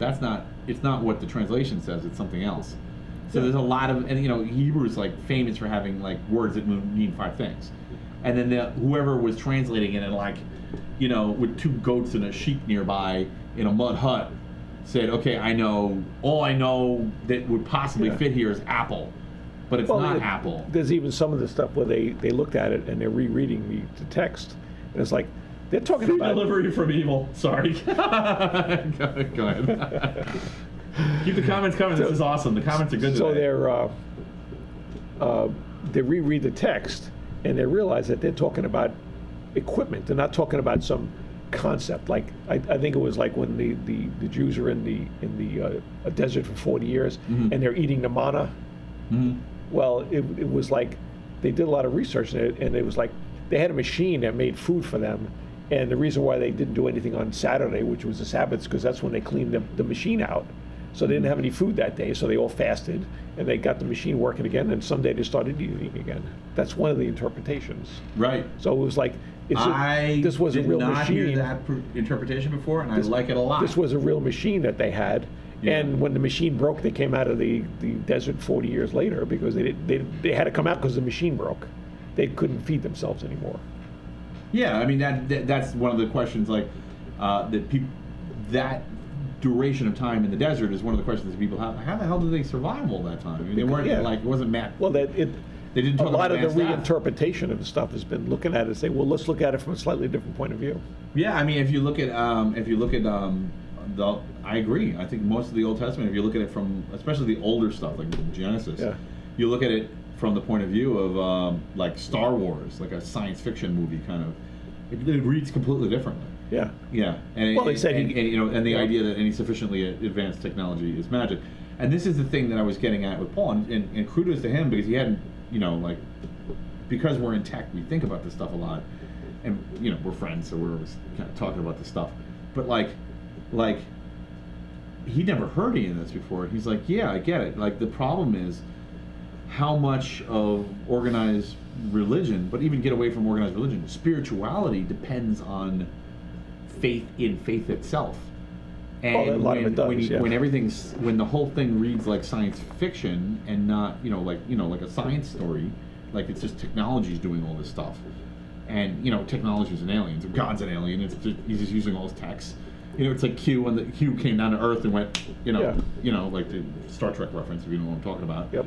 And okay, this is what's going to happen now, and he just thought it, and a neural interface in the back of his brain made it happen, and with the nanotech that was all around you didn't even notice, and that's it. And it's so the question is, what does that do to faith? Does that decrease our spirituality? So maybe the real question is faith in faith itself important in the face of ever-growing explanations for phenomenon happening around us? Well, there's a certain amount of faith, but a lot of it you need to have understanding of what it is. Just like in you talk about Genesis, it says, "Oh, in 7 days we created the earth, in 6 days, 7 days He rested." How long was a day? Mm-hmm. Was a day 24 hours, or was it 24 million years? Right. How long was the definition of a day at that point? Mm-hmm. We never looked at that. Ooh, I just realized there's a sinister undertone to what I'm asking, which is really like, do people really need that guidance where they're essentially, do they need the rails, do they need the lines to color in, of I think when they first start, a bunch of miracles as opposed to a bunch of technological feats. I think in the start they do, and then they need to go on a path of self-discovery when they get further along. Right. So that's it. That's where we wrap back around to the technology and the spirituality. Spirituality being not only synchronized, but required. Like they use each other. It's like two legs of the same beast, and you got to take one step at a time with each. Yeah. It's very interesting. It's like in the Salem witch trials. Mm-hmm. They had, from my understanding, it was essentially a bunch of young girls in the town Mm-hmm. that they were having what we consider today to be an out-of-body experience, and they were able to like go out and look around the town and stuff, and then come back in their body at night, and they'd wake up and tell, "Hey, Mom, guess what happened? Oh, you must be a witch." You think after like the third or fourth time they'd kind of like, "Guess what happened? I dreamt I was knitting." So Right? They would just stop talking about it. yeah, you would think, but yeah. so I guess it's that powerful. there was a one of the books on lucid dreaming talks about this. Not that specific, but lucid dreaming is when you're aware you're dreaming when you're in the dream. So I'm having a dream. Like if this was a lucid dream, I'm in a lucid. I love those. I'm in a lucid dream. I know I'm dreaming right now. Therefore, I can do other things. Yeah. So the author says when he was a kid, he started doing this very young, and he taught his friends to do it. And they would all meet in the middle of town at night. They'd all have a lucid dream. They could meet, and they go off and have play or whatever they were doing. Right. So if they went and told their friends that the next day, would they be considered witches? Oh, you must be a witch because you did this. Interesting. A shared lucid dream, huh? Yeah. So you're meeting your friends. I have never had a shared lucid dream, I don't think. Although, I will say I have had similar dreams at the same time with somebody I was sharing with a bed with, and I was like, what just happened? Well, that's a shared lucid dream, yeah.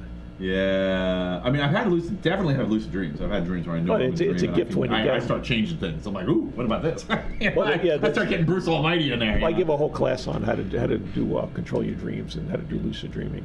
Yeah. But in the lucid dreaming, I mean, I've had a number that it was as visual as it is right now in the room. And you walk around the room and everything you see is I mean, it's a gift, those dreams. Right. Where everything is so visual, and it's like you're in it. I don't know where you are, but you're in it. Right. Well, because I mean, one of the reasons it is a gift, and this is true whichever leg you're standing on, whether it's technology or spiritual, is that it's a gift because it's an opportunity for an adult, and they don't get that many, to create new archetypes, to understand new concepts that they never understood before. Yep. I mean, I've had that experience where I was like, oh, okay, I get it. Well, that's now. the point of the dreams is to. Oh, I think that's exclusively the point of dreams. Yeah. The point To of the create dreams free archives. is for you to get the message from your spiritual realm on what the most important thing for you to do today is, and when you start to understand that, you can work on that issue, clear that up, and then the dreamscape, or the dream landscape as we call it, will open up to a much bigger, broader picture, and now you can do more things in the dream landscape and so this cover more stuff with yourself. Brings up an interesting question, which you actually thought was a topic you wanted to talk about. So I thought we'd wrap around to it.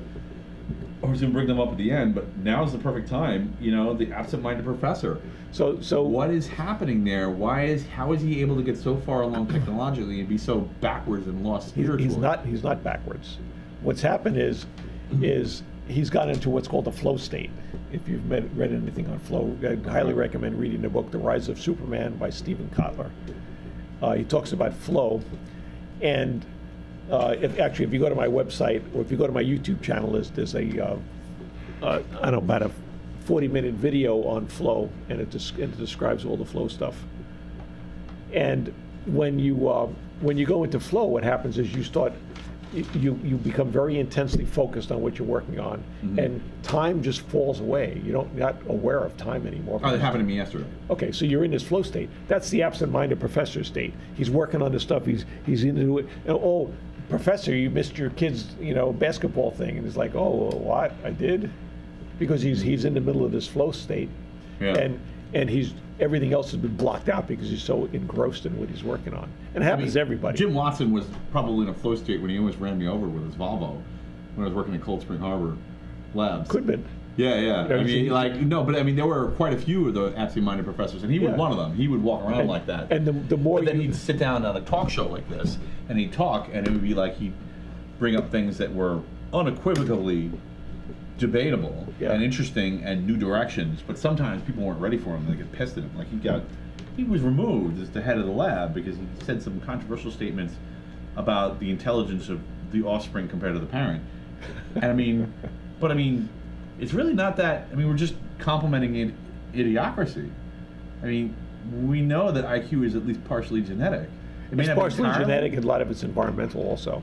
Yeah, but it's not like there aren't a ton of 80 IQ people having 150 IQ kids. It just doesn't happen. Well, it does happen. You get outliers, but they're outliers. They're not the mean. Well, on average, the apple doesn't fall far from the tree. So you might get 100 kid or 115, but you're not going to get 150. No, it does happen. Yeah. But, but it's rare. Statistically, it's rare. But if we look at that, some of that's environmental. So it's not a question of how smart are you, it's what are you smart at. So you could have someone that could take an IQ test and they get an 80, but they can do this other thing and they're a super genius at it. Okay, so it's not how smart are you, it's what are you smart at. Right. And everyone has a superpower that they can do. Well, right. And I mean, of course, this is the usual conversation I have about this, where we're getting into people have out of context disorders. Disorders are really just, it's not, the disorder isn't entirely in the person. Sometimes it's not at all in the person. Sometimes the disorder is in the society around them. They're just an out of context advantage. They're in the wrong context. Their terrain doesn't match their skills. But there is a terrain where their skills match, and they're just misplaced. Yeah. So you need... I mean, of all the things that were terrible in idiocracy, that was the one thing that was good. Of course, they needed to do it, because they couldn't even function at all if they didn't do it. But they were the one thing that still kind of functioned in idiocracy was job placement. People were given the job, people were distributed based on the IQ distribution to jobs that needed to get done. Yeah. It's just that the mean IQs were just way too low. Yeah, and I mean, I've heard the argument before that IQ is environmental. A lot of it's environmental. I mean, I just don't buy that it's strictly environmental. No, it's a combination of everything. But the thing is that the people who say that are really, I think, I'm worried about it because I think they're dangerous. Some of it is environmental. I mean, there's a portion of it that's environmental. There's also a portion of it that's genetic, and there's a portion of it that's whatever. There's also people that will succeed no matter what their environment or what their let's look at Einstein. We considered him, a super genius. Yeah. He was considered an idiot when he went to school. He fucking out of school. He failed math, and get out of my class! You're disrupting us. Yeah, the professors thought he was stupid. Yep. Look at what's his name. Edison. He's considered a genius today in the thing. When he was a child, his teacher wrote a note home to the mother and he gave it to him. He said, "Give this to your mother when you get home." Which is basically, it said, "Your kid's an idiot. Take him, put him in a mental institution." And what did the mother do? he said, Mommy, what does the teacher say about me? He says, oh, you're a very smart child. You're going to be, you're a super genius. And she took him out of that school, put him into a different school, and then what did he turn into? Right. So, yeah, absolutely. A lot of it is the labeling that you get. So that is environmental, and a lot of it is your genetics. Well, I mean, all right. So I will. So here, I'll back up your point with this: the marshmallow test, right? They give it to little. You have to do it with a child, isn't it? Yeah. To understand what's happening, but and they can just game it. But with kids, they're not ready to really game the system yet. Get a marshmallow now, or we give you a marshmallow. 1 hour or two later. 1 hour or two later. And usually the kids that wait the longest are the most successful later on in life because they have the capacity to hold off and wait. And of course, I mean, a direct corollary with Edison, because literally Edison was just sitting there iterating through every possible filament material, every possible bulb material, every possible gas that was inside the bulb. Yeah. And eventually he found something that worked. By iterating through things, because I mean, we do that all the time. It's like the nature of the business in computers. Yeah. Right. You just sit there. That's what I was doing yesterday when it was flowing. I'm just like, okay, this didn't work. Let's try that. This didn't work. That. Okay, I've tried this entire branch of logic. Let's try this branch. And eventually I found it like a little side branch. I'm like, oh, this is where the problem is, right? But by process of elimination, sometimes you gotta. You have to do that, and it takes patience, and you have to be willing to wait for the delayed gratification, to get the big reward. And by the same token, we can come up with the people that didn't push the gratification off, and they became super successful too. So I mean, it works both ways. There's a balance there you have to have. A really great thing from Adam from Mythbusters. What was his last name? Savage. Savage. Yeah. Yeah, and he was saying that he knows he's successful. He's in the business. He knows a lot of wealthy, successful people. And he's like, wealthy people all have one thing in common, and they just work really, really hard. Yeah. They just work themselves into the ground, and they're not necessarily smart. They're not necessarily clever. They're not, there's no one defining attribute among them. What do you need to do in this society to be considered a genius? And they just keep plowing forward. What's the question? What in this society, when are you considered a genius? When you make a lot of money. If you don't make a lot of money, you're considered an idiot. If you make a lot of money, the person's a genius. I might not consider this geniuses the way that other people do. I don't. Right? Yeah, but you understand the point, right? No, I totally understand the point. I mean, I'm sure there are successful scientists who are not the smartest person in the room. Who just plow a lot of the people forward. they consider geniuses are the stupidest people in the world because they went and did something as an entrepreneur that no one in their right mind would have done because it's too freaking hard, and they just said, well, I'm just going to do this. And a lot of them, after the fact, they go, if I knew how hard it was to do this, I never would have done it. They played Darwin's lottery and won. Yeah, they just went full force ahead, and they didn't take no for an answer, and they just went ahead and got it done. Yeah. But then they turned around at the end. It's like, what? If I had to do this over again, I wouldn't. Who's that woman? who the heck was that woman that had that fake blood testing company? She just got sentenced to like I don't know 7 years in prison. You know who I'm talking about? No. Yeah. So there's this woman, and she had a very manicured appearance, and she had this company that supposedly was going to do blood testing in like 20 minutes, and she had this technology. It was proprietary. They weren't telling anybody about it. And basically it was supposed to be a system that they could sell to every, and she was just faking it the whole fucking time. But the funny thing about that is there's been plenty of tech geniuses out there that have essentially done the same thing. They promised a vaporware product, and their main skill was just selling vaporware to VCs, to venture capitalists. Yeah. And then they just gave them money, and they just kept throwing money at the people who might actually be able to generate this thing. And sometimes they got lucky, and they just built the thing. And they're like, yeah, see, I was a genius all along. Even though they were just playing Darwin's lottery, and they got lucky. They found a wall that spaghetti happened to stick to. They were able to do sales. Yeah. And they were able to hire the right people to get the job done. Right. So they had a vision. They said, okay. I guess if you have those two skills, you got a pretty good shot of succeeding if you keep trying. Yeah. Yeah. Yeah. I'm not really from a single drop. Yes, that was right. From a single drop of blood, you're going to do all these crazy blood tests. You know what I'm talking about. Yeah, there's a Netflix special on her too right now. Yeah, it's a pretty incredible. There was one on her, and there was also these guys that were going to have this giant party in an island.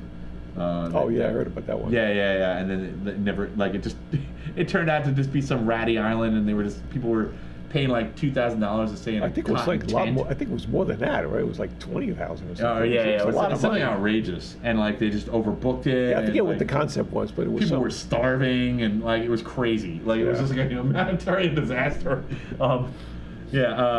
But I mean, the thing is, like, sometimes when you do that kind of stuff, it just works out. You know, like the stars align, and now you. Yeah, if they had done it in not on an island, it probably would have been. And successful. in a way, if you just get it, if you do that a few times, and you don't get to the point where you're criminal, right? You do it, you fail, and you do it, you fail, and then you succeed once.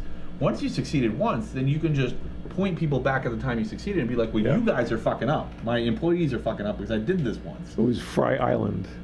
Fry Island. Okay, cool. Thanks. She should have just done OnlyFans. Yeah, maybe. She had a very deep voice, though. I don't know how we would be into her. I guess there's always a kink click. I think it was bands or something, right? They were doing. What? I think it was the deal was on that island. Yeah. They were going to have like a Woodstock thing on the island. Yeah. They had a private. Some famous musician had a private island, and they had been invited. The people who started this company had been invited on to hang out. And they thought they had a verbal deal with them where they were going to invite like 1,000 people to and have them pay and do those things. And then they kicked them off that island to find another island. And everything was so last minute, they didn't have any provisions when the people got there. And it was like... It was supposed to be 3 festival concerts. Fire Island. Okay, yeah, thank you, Jen. Supposed to be 3 I festival, trust her. Yeah. She got... So we had a 3-day festival Yeah, it's crazy, man. It's like... You know, the island didn't support that many people, and they were not prepared. You know? Yep. Yeah. All right, so that's kind of an interesting take on the absent-minded professor. I mean, here's a question for you. Like, so we spend all this time, you know, exercising our 2 legs, trying to get forward on, you know, between spiritual growth and technical growth, you know, and then like, I mean, do you just ever need to just say, my mind muscle is hurting, I need to take a break and do something dumb? Yeah, you need to do something analog, absolutely. I mean, like, what's your idea of dumb fun? Like, what is there like something go take a walk, go ride a bike, go ride a horse. Okay. Do something. So those are all body mind. So that's interesting. Yeah, just do something that's analog instead of digital. So I got some good advice. Like, I got divorced recently, and it was pretty painful, and I was in a bad place. I've mentioned it before the show. This isn't like a big reveal. But you're the only person that's ever happened. Yeah, I know, right? It's only half.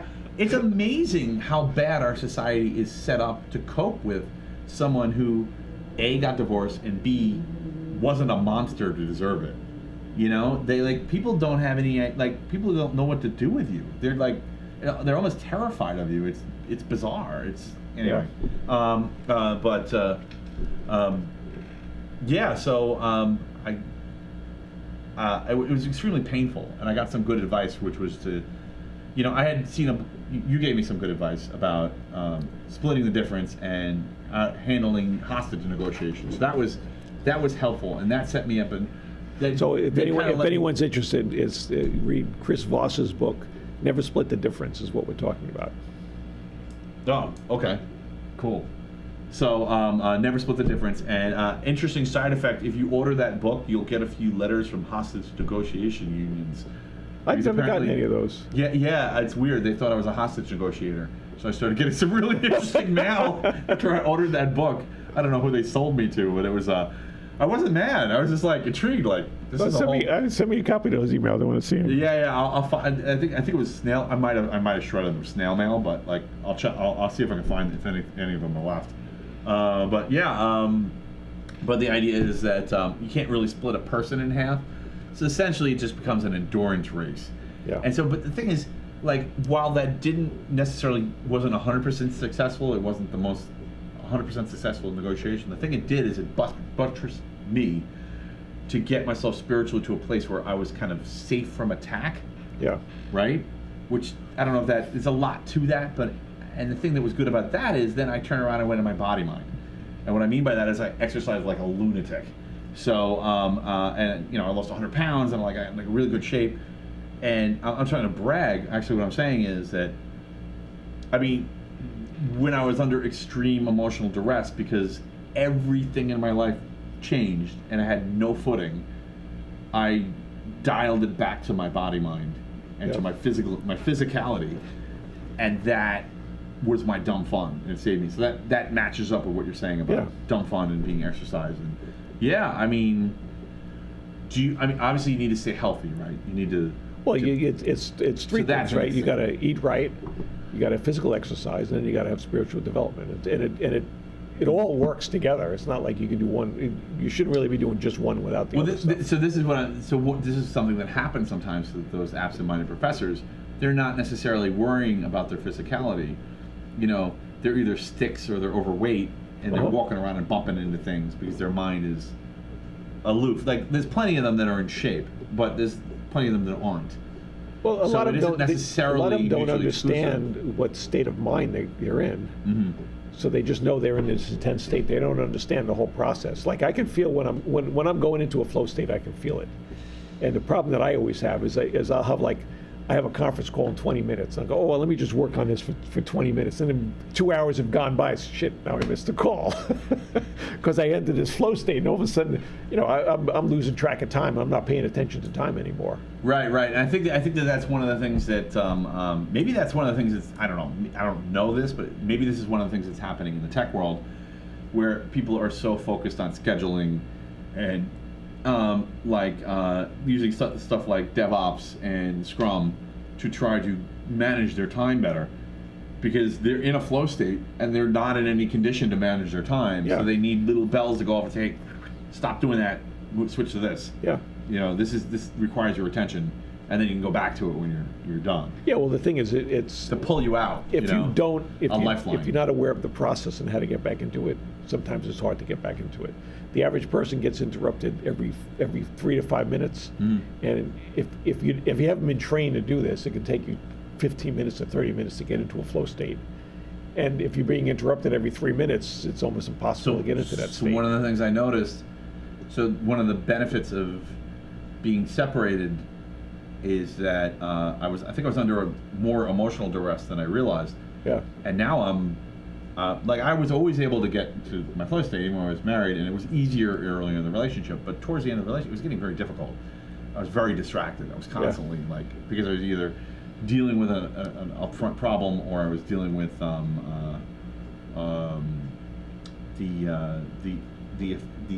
was processing something that happened recently, an hour ago or 3 hours ago or something, and I just couldn't.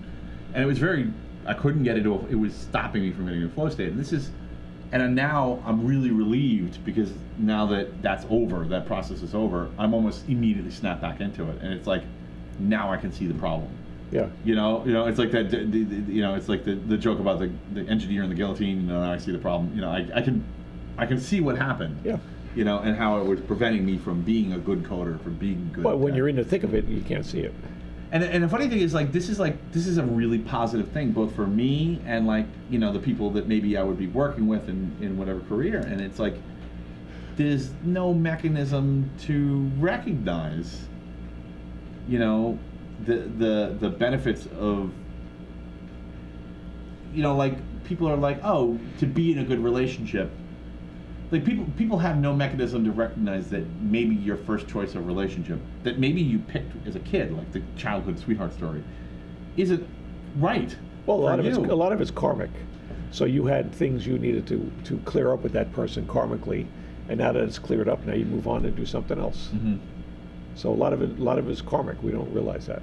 Mm-hmm. That's one of the explanations, if you want to call it, for the high divorce rate, is people get together, they work out their karma, good or bad, and then they move on to the next thing. But I mean, absolutely, I had to, we needed our karmas to separate. We have different paths now. Yeah. I see that. So, but that doesn't mean that you weren't supposed to be together to work that crap out. Right. Because if you didn't work it out now, you got to work it out the next time. Well, I mean, I guess one of the things, it's funny, I had this philosophy that maybe I just rationalized it after the fact with this, but this philosophy, if, to serve is to be a leader, and all I did was serve, And I'm like, and now in hindsight, I'm like, oh God, what was I? You know, at some point I had to go, wait a minute, this isn't fair. Yeah. You know, I don't think it was. It went from a journey where I was getting something out of it to a journey where nobody could get anything out of it. And I'm not trying to like be negative, but I mean, I'm like, I wonder what could have happened. Like, I know that you believe in reincarnation and think that our souls are on a larger plane and right. on a larger trajectory. And I don't understand it fully, but you know, I understand the basic concept, and that maybe things that had been happening with my soul in the past. I'm wondering what could have been happening with my soul in the past, where I was put in a situation where I was only happy if I was in servitude to someone else, and then I basically cashed that check, and now I'm done, and now I'm like, okay, now I'm ready for something balanced or even selfish.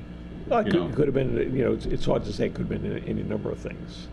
So you could have been in a reverse kind of situation. Now you've got to be in the other side to see. I was taking advantage of someone. How it is to be on the other side of the right, coin. right. Yeah, I mean, okay. there's all sorts of things like that. You know, it's like, and it's hard unless we do like age regressions on you and try to figure that stuff out. It's going to be hard to see it. Right, right. Is it possible that stuff's all happening within one lifetime and it's just masked by, you know, childhood amnesia and trauma? Some of it is. I've seen cases where that's the case, where they had something happen as a childhood in their child, and now it's working out, and they don't understand what the connection is. It's not that I'm against the spiritual, but like, I guess following what we were talking about, you know, the two legs, you know, I don't necessarily. I kind of want a technical footing too. I want to understand. I don't want to just assume it's spiritual, and I was like, because I was a bad Viking, you know, 800 years ago, this has happened to me now. It's about experience. It's not about you're bad or good. Right, right. It's you acted one way, and now you have to see what it is to act. Now, what it is to be on the receiver side as opposed to the sender side. So, like, when you say a bad experience, do you mean maybe like a bad terrain, like a mismatch between you and your terrain at the time? It's just what you need and what your situation presents you are not connected. According to the universe, there was only experience. There's no good or bad. We put judgment onto it to say this is good or this is bad. Right, right. One of the judgments is what you're doing service to the general population or service to others, or is it only to serve myself? That's our definition in our society of what's good and what's bad. Is if I'm helping the society in general, it's good. If I'm doing only something for myself, that's considered bad. To a certain extent, when you take it to an extreme, not when you know, because naturally you have to. Well, I share this view, and I actually talk frequently about heavily selfish behavior as if it is psychopathic, because it is. I mean, it's really, to me, psychopathic behavior, evil, you know, whether you want to use a spiritual term or a clinical term, is really just about, like, it's just logical to the selfishly logical behavior. Like, I'm just doing what works for me, and you damn the consequences for everyone else. Well, you don't have any concern for anyone else, but right, a lot of that is that. Or maybe you do, but it's not. You know, where is negligible. empathy? Empathy's in the frontal lobe, right? That's where empathy is developed. And if you're abused as a child, I can prevent that empathy stuff from being developed. So if I go and I abuse children, especially before they're between 8 and 12, then they don't have that empathy in there, and then I can control them better. So I can control them to do other things, because they don't care if they go out and they hurt somebody, because they just don't have any feeling for that. They're unable to get a feeling for when they hurt someone that it's bad. Now you take on the flip side someone who's empathetic, where they actually pick up the feelings of those people when they do stuff. If they walk into a crowd and someone's angry or someone's upset or feeling really depressed, they actually pick up those feelings, and all of a sudden they walk away and go, oh, gee, why do I feel like hell today? Because I picked up those feelings from other people. So this is the flip side. It's the other extreme. So when, you know, all the crap that's going on in society with where they're making these kids question themselves and who am I, when they're too young to make any kind of decisions like that, I believe it's destroying the part of their brain that allows them to be empathetic. Yeah, it's very interesting, because I like at the one hand I want people to, I want children to be able to explore and expand their minds, and when they're on the journey on their own, Right. wherever it goes, it goes. But I want to come back to that. That's a good topic, but I actually have a couple of questions that may help us frame that.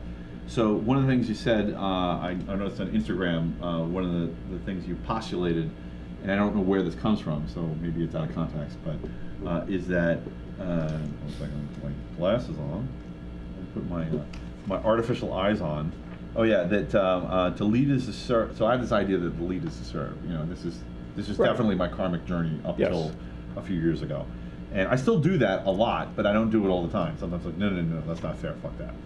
So, but just, you know, and I use that, understanding that helps me to spot what I consider to be real leadership. And that's where a person facilitates helping the people around them become more efficient than the sum of the parts. You know, Right. to become more than the sum of the parts. Like a group of people, usually centered with a problem solver or organizer or both. And sometimes the problem solver solves problems by doing stuff. Yes. You know, doing the stuff that no one else can do. But sometimes they solve it by simply organizing. You know. But all right. So, in the context of that, we have you postulated that people are either like 65-35 in selflessness and selfishness, or 5-95. Okay, no, it's 51% or more. So if I do, So I got it wrong. If I do 51% or more of everything to be service to others, you have to do 51% or more of the things you do has to be for someone else, and 49% or less is for yourself. That's considered a service to others individual. Oh, so we're talking about something roughly equating to an even split here. You know, it's Right, either on but falls on one side most or people the who other. are on the service to others path are more around the 70 to 80% of what they're doing is for everyone else, and they're doing less things for themselves.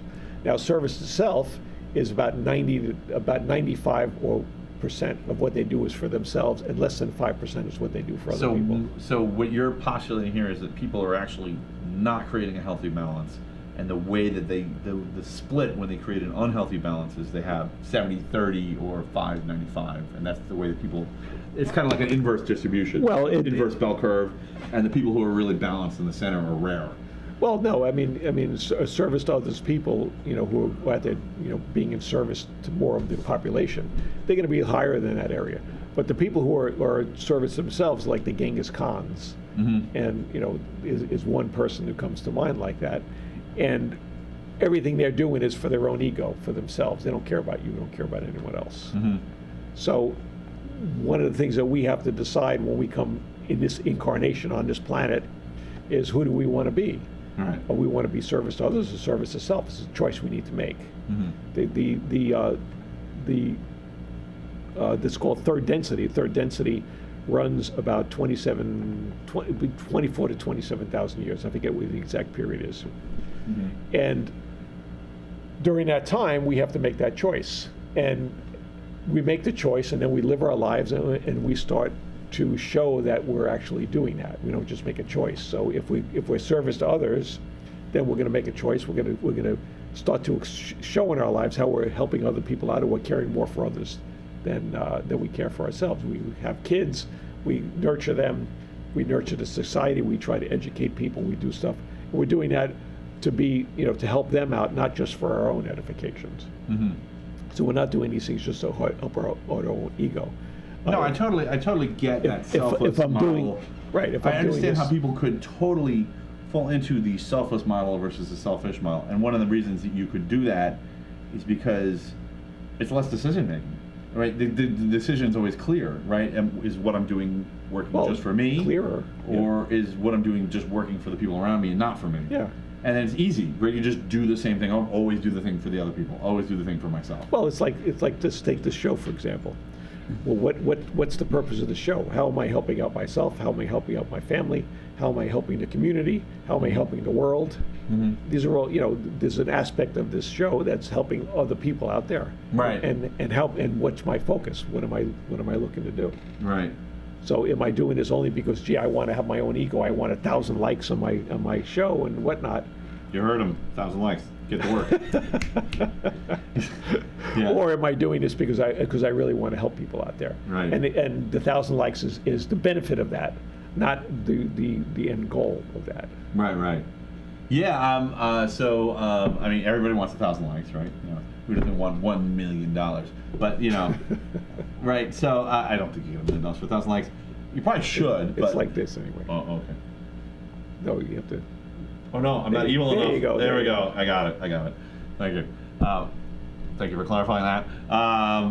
Yeah, so I see that idea that people split in either way. I was doing it, and it's very tempting to split the other way and just go completely selfish and just go rogue. Yeah, but that's not what we. But I did build up this, like through my lifetime, I built up this skill set that involves, you know, caring for other people. Also, I just don't want to be a dick. It's okay you know? to be 70% or whatever. You don't have to be just 50%, 50-50. Right. It's okay to do more, but again, this comes into a different area, which is what's the boundaries you're going to put around that.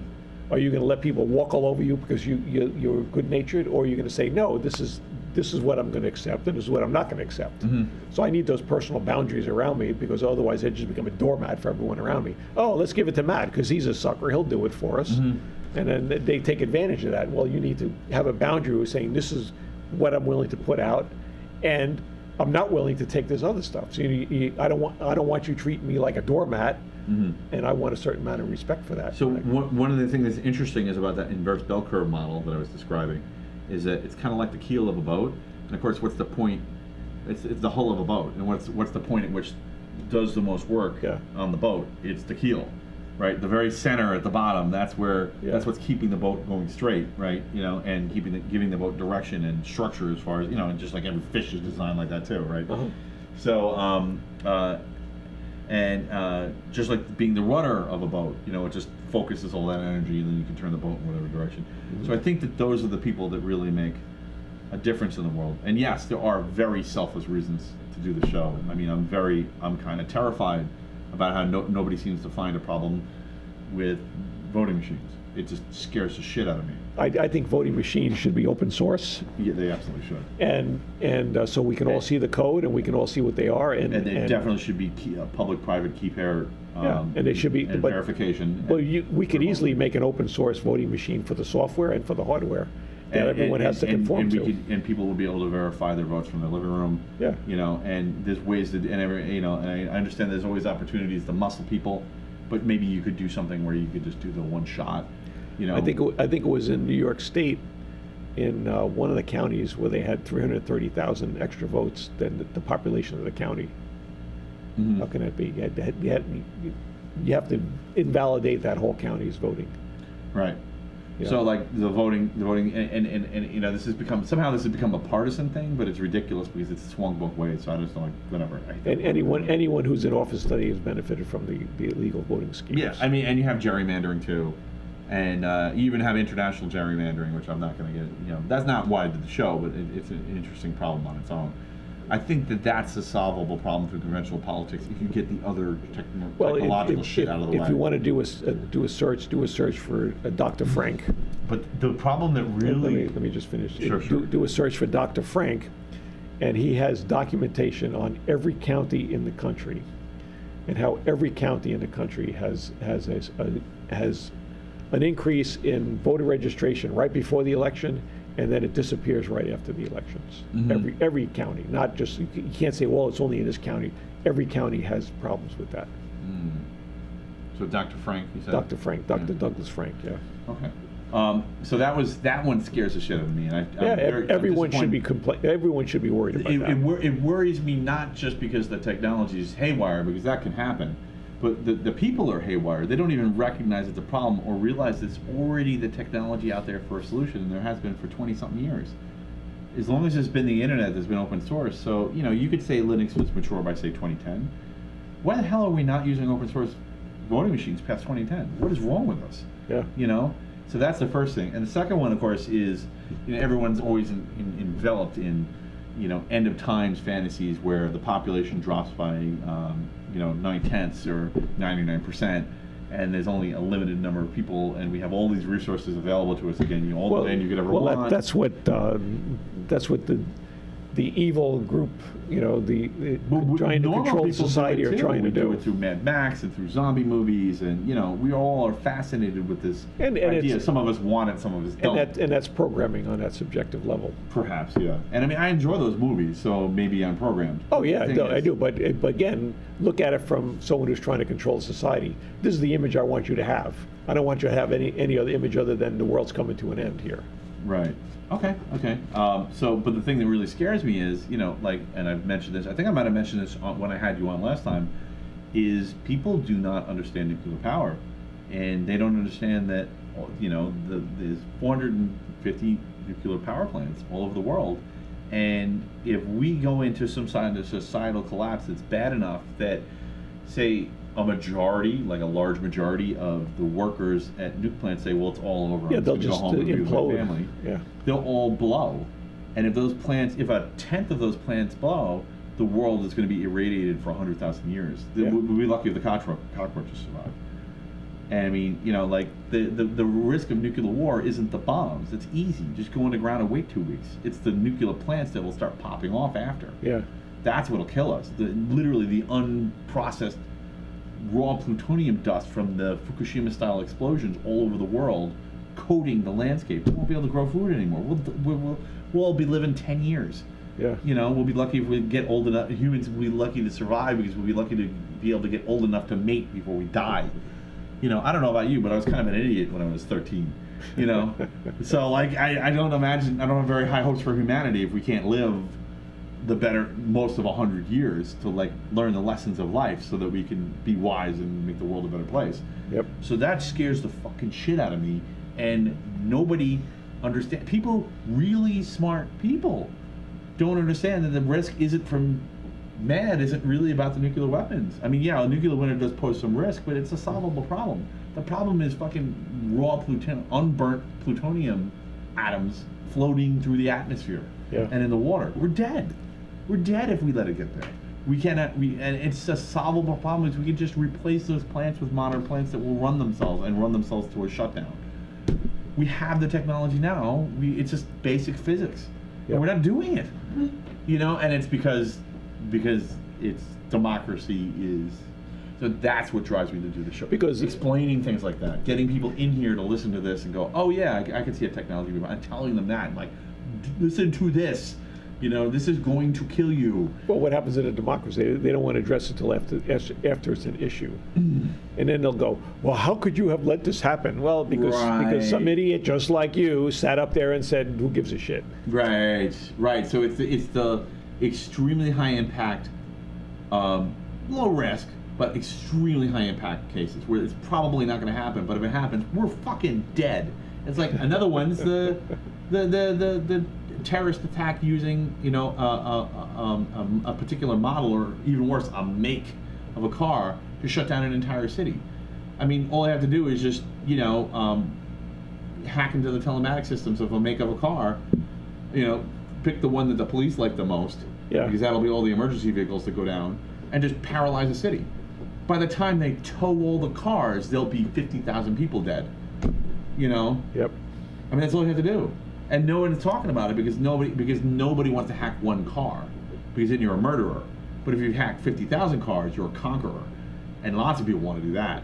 So, I really low risk, but when it happens, it'll be bad. It'll be really Make sure you bad. buy those pre-2013 cars.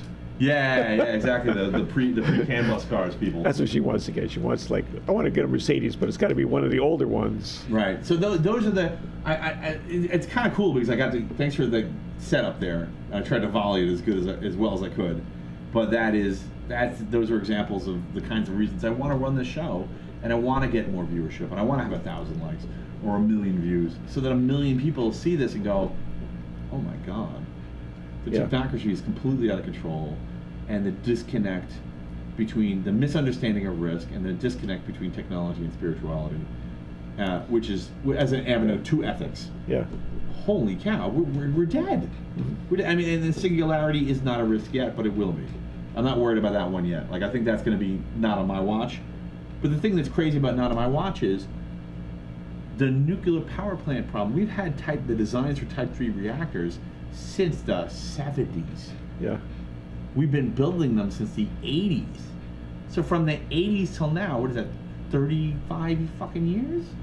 We've had this technology, and we still haven't, 10% of the planet maybe 40 is years. those 40 years? 80 to now is 43 years, right? 40, Jesus Christ. Yeah, 43 years.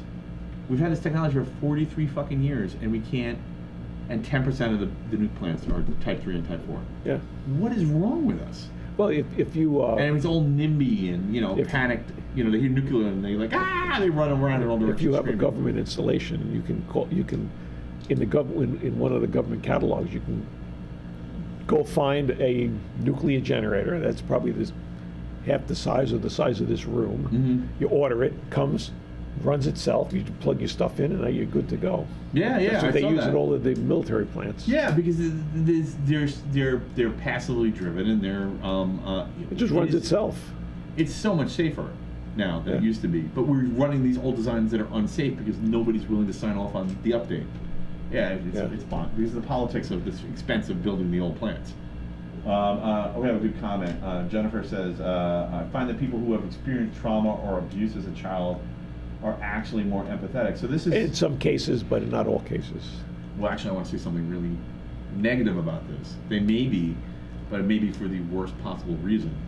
Because if it's this inverse curve, it may be quite the effort to get yourself to balance the center. It's like almost like it's like almost like the chart's upside down and gravity wants to put you at the two ends. Yeah. And like it's hard to stay in the middle. You gotta work constantly at staying in the middle. And if you grew up on one end, it just looks normal to you.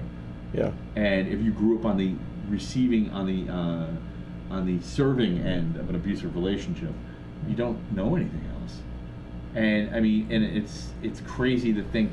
And I appreciate you saying that, like, maybe you do need to be selfish sometimes, just to Well, you understand. need those boundaries. To incorporate the mechanics of how it works to yourself. Even if you find it repugnant when you hold your nose, you should do it anyway for a little while, so that you understand how it works. Yeah. Because if you don't, how are you going to strike that balance? You're just going to end up stuck on the serving end, and you're not going to be helping to set the direction of things. That's where you need the personal boundaries.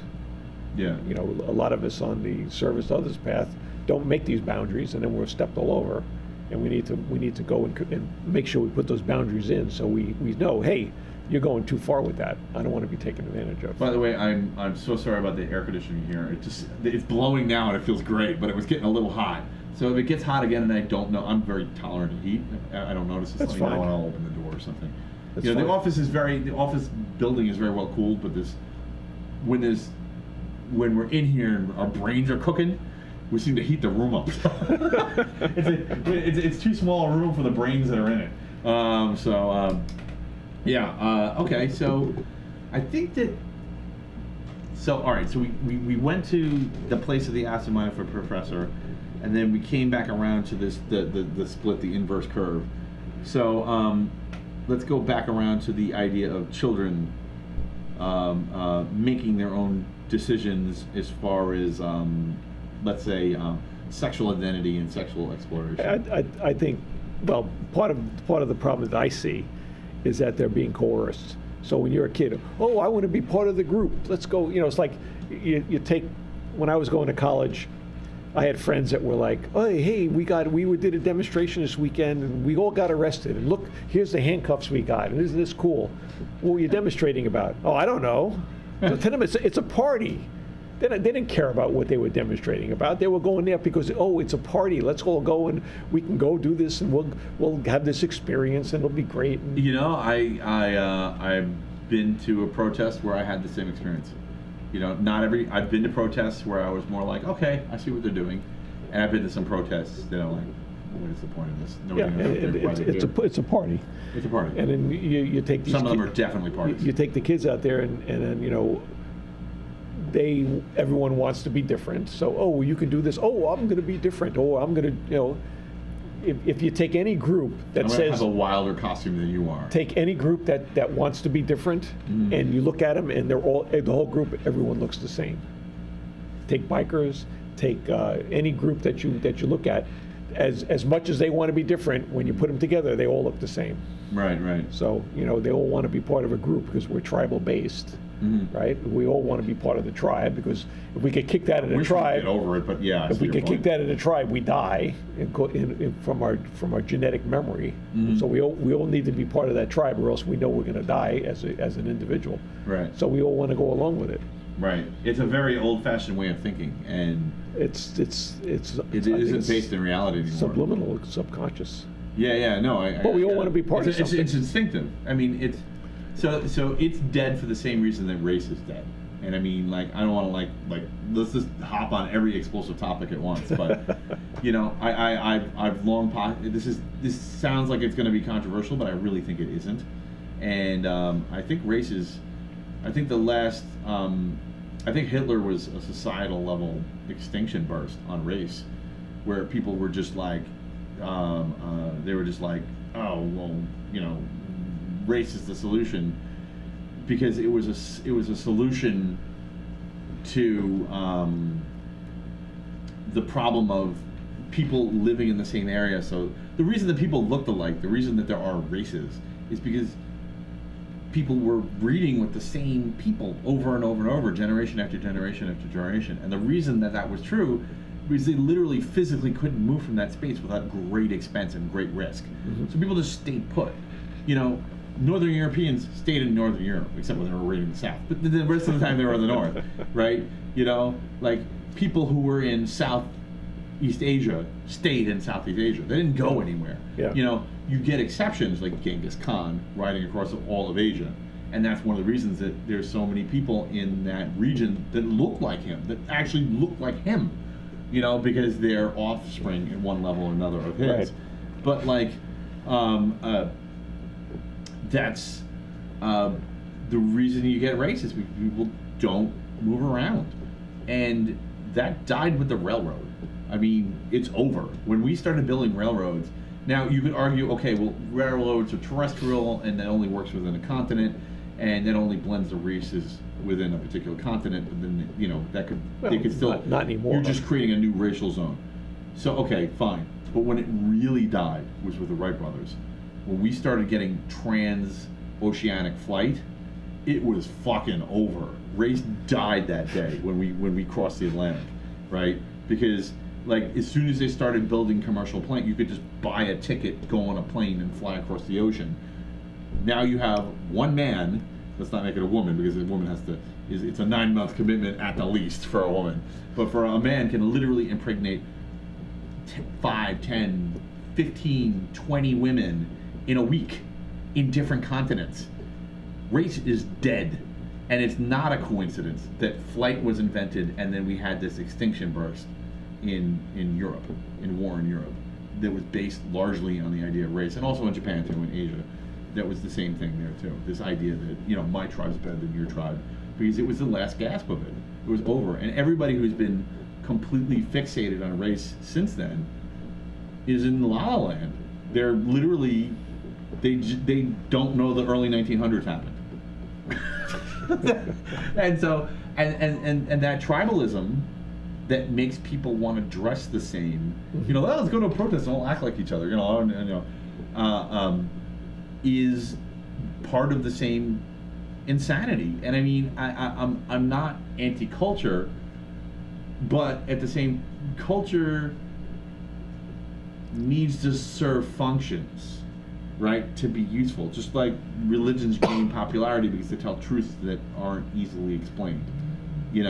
Culture needs to serve functions that aren't easily served. And if they're just creating problems, like protest culture doesn't, it creates a camaraderie, which is good. And it creates the idea of it nurtures selflessness. So that's really good. But the downside is, I mean, people are getting criminal records. People are wasting time and energy on something. Protest is probably the least effective, like physical protest is the least effective form. That's me. Somebody either loves or doesn't like what I'm saying. The most effective means of connecting with people.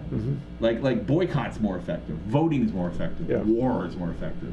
You know, I'm not saying it isn't important, because one of the things it can do is it gives you the ability to protest is more about the right to organize than it is about marching down the street and yelling and waving signs, right? The Yep. ability to, like, for 100 people to meet in a warehouse, say, okay, here's the plan. Right?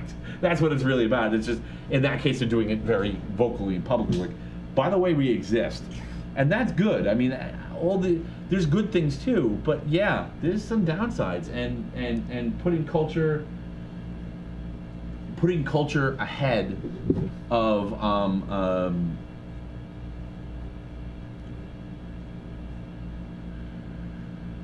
putting culture ahead of logic and civility and empathy is really dangerous.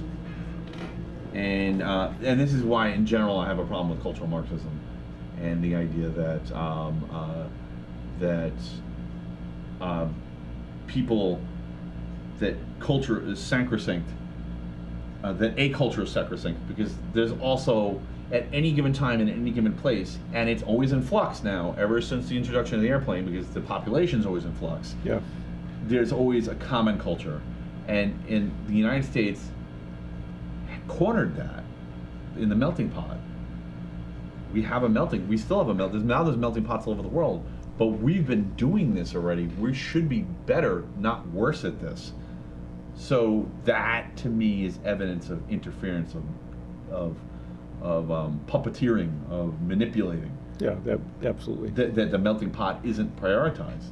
That finding a middle ground between people, and I'm not saying that people should give their cultures up. I'm just saying that at some point you have to find common ground and speak a common language with people that are not like you, because if cultures only war with each other, then the end is war. It's just conflict. You know, everybody flips over to the one side of the hull. I mean, at least when you got the inverse curve and you got the inverse bell curve, and you got the selfish people on one side and the selfless people on the other side, there's a balance. I mean, it's really out of balance as far as the individuals are concerned, but the whole is balanced. But when you end up getting, when people are not valuing the common culture, which would be on the selfless side, and only valuing the personal culture, which is on the selfish side, it gets out of balance, and there's nothing. Then you just get a ramp, and we know how hockey sticks go. You know, they blow up. So, right? I mean, that's what it would literally become, a hockey stick, where everyone's just trying to out-selfish each other, and that's kind of like the psychopathic burnout of a society. I don't know. Does that make sense? Am I off here, or like is there something I'm saying that's not true? Or makes sense. I think somebody may have had something to say about this. I'm going to check it out. Just 1 second, because this is there's so many hot topics in there. No, actually, I was wrong. I didn't have enough faith in my own ability to explain something.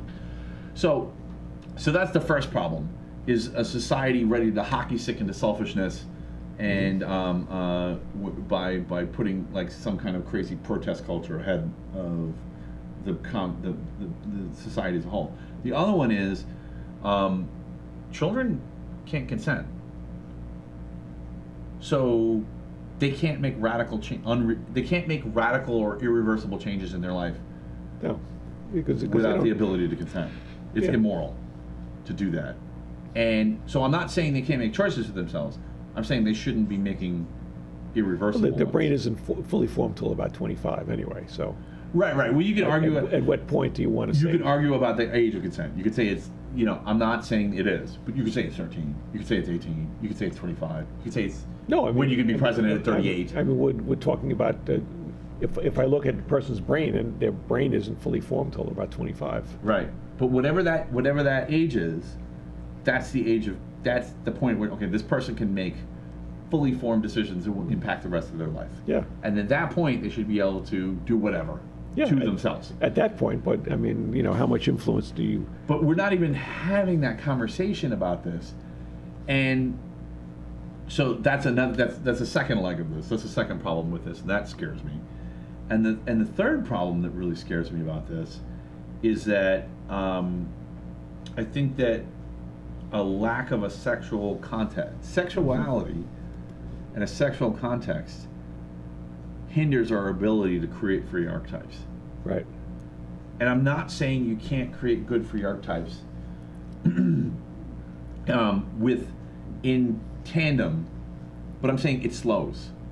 You can't do it as freely because the social nuance and the social rules and the complexity of sexuality have vastly complicated your life. So if you're too young and you're making permanent sexual decisions, like having a child is a permanent sexual decision. Why are we not okay as a society with women getting pregnant at 13? Well, we used to be. That's a permanent decision. We used to be. I know. We used to be, and I disagree with that too. So I disagree with both. I disagree with, over-sexualizing a child for the purpose of them, reaching permanent decisions in their exploration. And I disagree with, like a woman being able to, or a father being able to father a child at that age. It's crazy.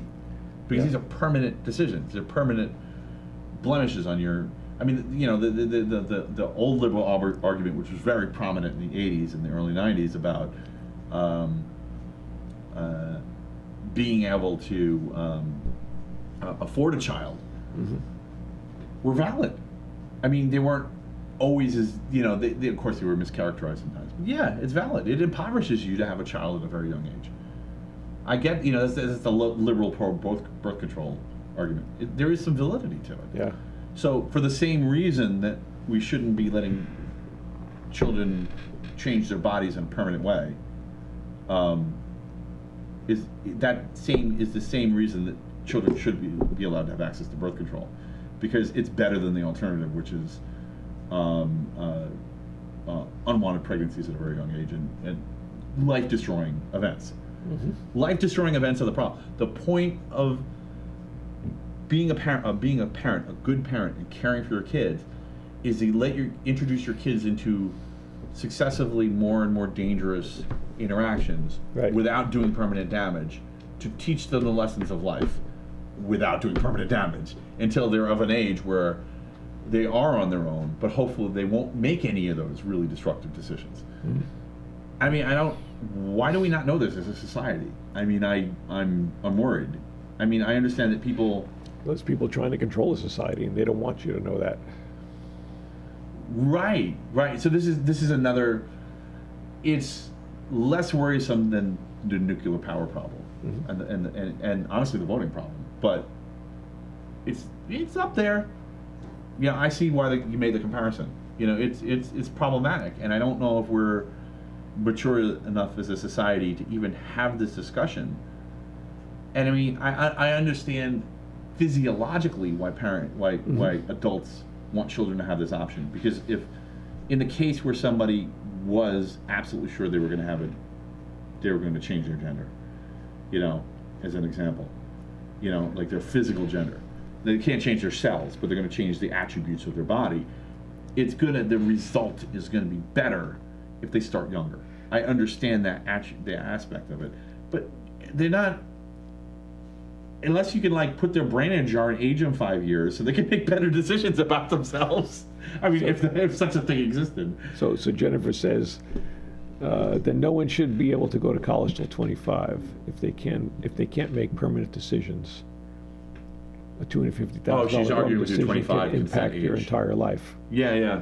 Well, yeah, no, I she thinks that I see what she's saying. She's saying that the consent age should be younger than that. I actually happen to agree with her. I think 18 is a pretty good compromise. Yeah. I mean, it's kind of like you throw a dart, you pick an age, and boom, that's it. We currently call it 18. One of the reasons I think the 21-year-old drinking laws are bullshit. I think and if we can't move them down, then we should move the age of consent up. Yeah, I think it should be the same age. Let's see. Having said that, I agree with you about these permanent decisions about their bodies. Yeah, tatting up at 18 is permanent. I mean, it's interesting because it's the same argument that is, that permanent decisions about, changing the attributes of your body is also the same decision about birth control.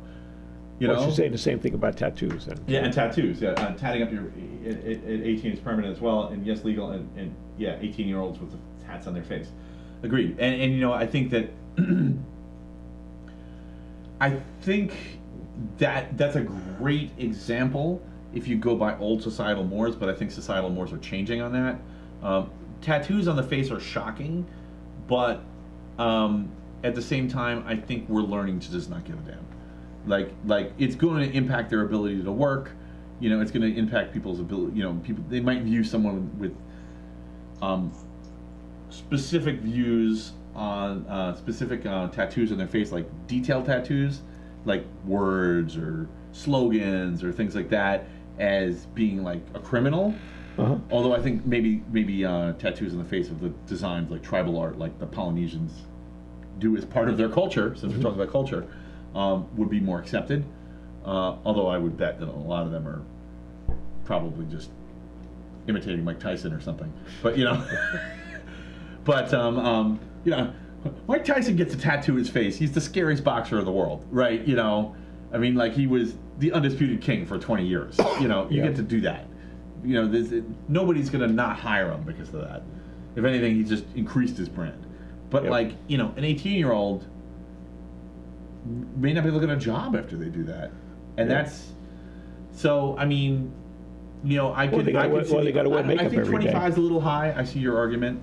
No, I think maybe I didn't you say could move everything to 21. I didn't say you had to put everything at 25. I'm just saying the brain isn't fully formed until you're 25. Yeah. So, you know, at what point do you want to assume that they you know, at 8 years old, they're not making decisions. Mm-hmm. They're doing things because they're just experimenting. Hey, what if, you know, I want to be a dog today. I want to be a cat tomorrow. Right. I mean, I could see the argument that, like, you know, this, of course, one of the problems, of course, is that there's terrible parents. So you could just put it all on the parent, right? You could put it at 25 and be like, you can do whatever the hell you want as long as you have parental consent, but the age of consent is 25. You're emancipated from them at that point. Well, but if you have terrible parents, parents, you are in hell until you're 25. I mean, I don't think 18 is a bad. It's a pretty good compromise, I think. Yeah.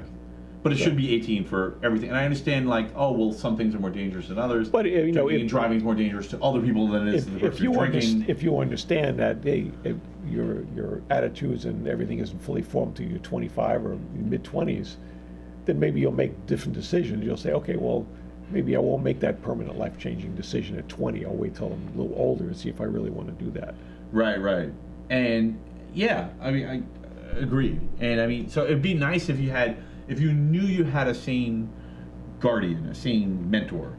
You know, if everybody had a sane mentor, then you could make the age of consent whatever the heck you want, just put the mentor in charge. But of course, you know, human beings. Is that rain? Wow. Is it? I don't know. Well, I know they're saying we might get crazy thunderstorms. It was very hot in New York today. Must be thunderstorms then. Yeah. Yeah, we're on the top floor, so we get the noise. We're getting these noises coming in. We don't know where they're coming from. It's very, yeah. Well, it sounded almost like somebody crashed out. I don't know. It's garbage night too, so who knows what's going on? It's chaos. It's chaos, people. It's New York. That's how it goes. This was a great conversation. It's very hard for people to have conversations like this, and I mean, it actually takes a little bit of bravery because people are very quick to jump to conclusions when they hear any of these topics even brought up. And that's one of the reasons I think it's so important to not have politics on the show, because we can have these, you know, independent from. I think one of the things that's happening is that we're being controlled by these triggers, and they're creating emotional reactions in us in response to certain topics and certain people. And that's why the conversation breaks down. Mm-hmm. And then we never get to, hey, we should have an age of consent conversation.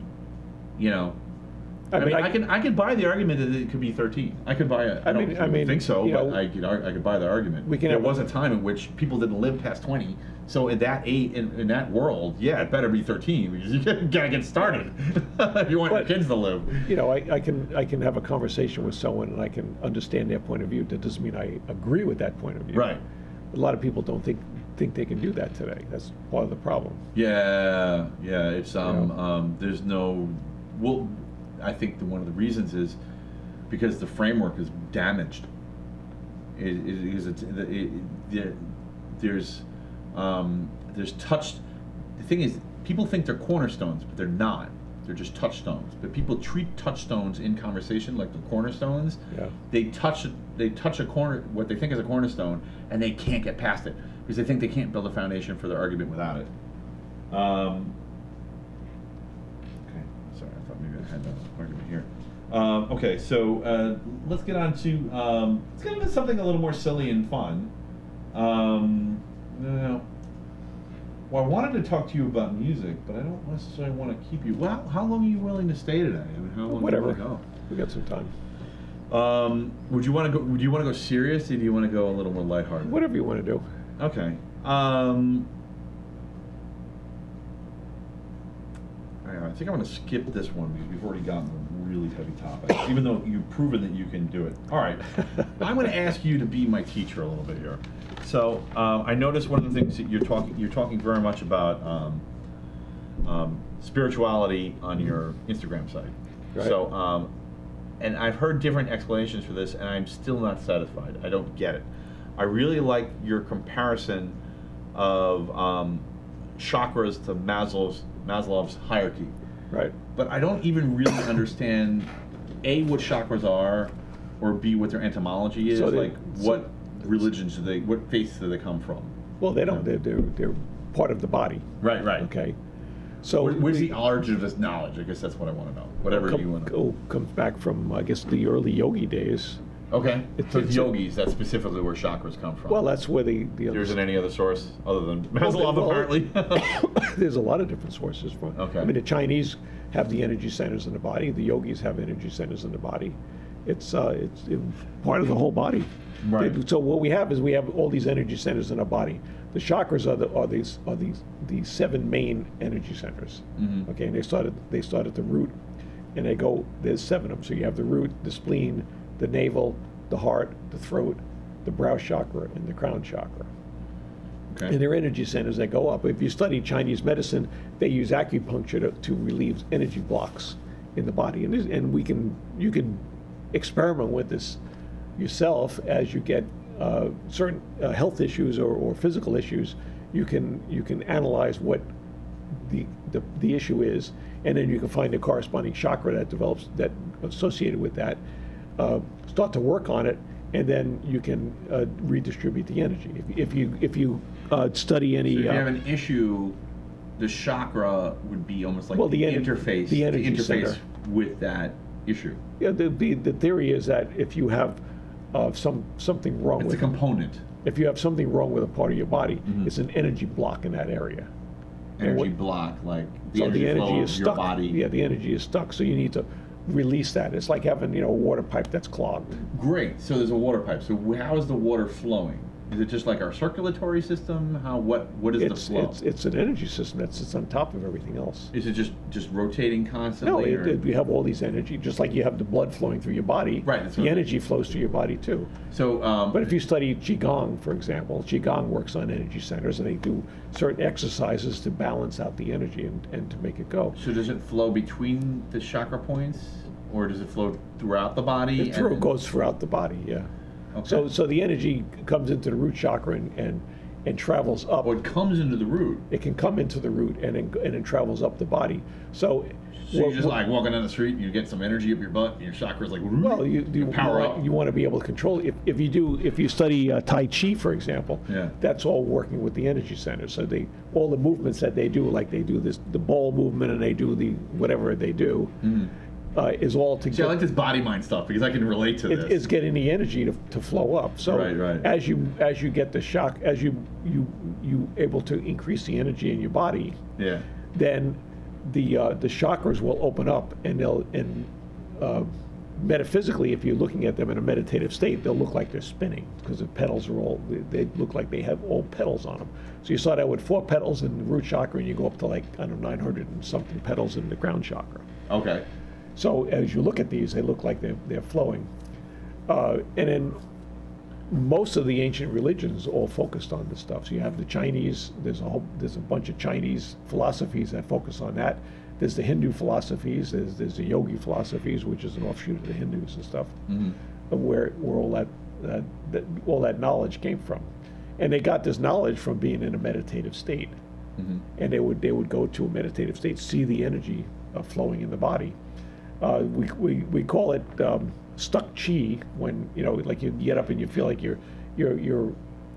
achy in the morning and you can't move and you start to stretch, you feel better because you're getting the energy flowing in your body.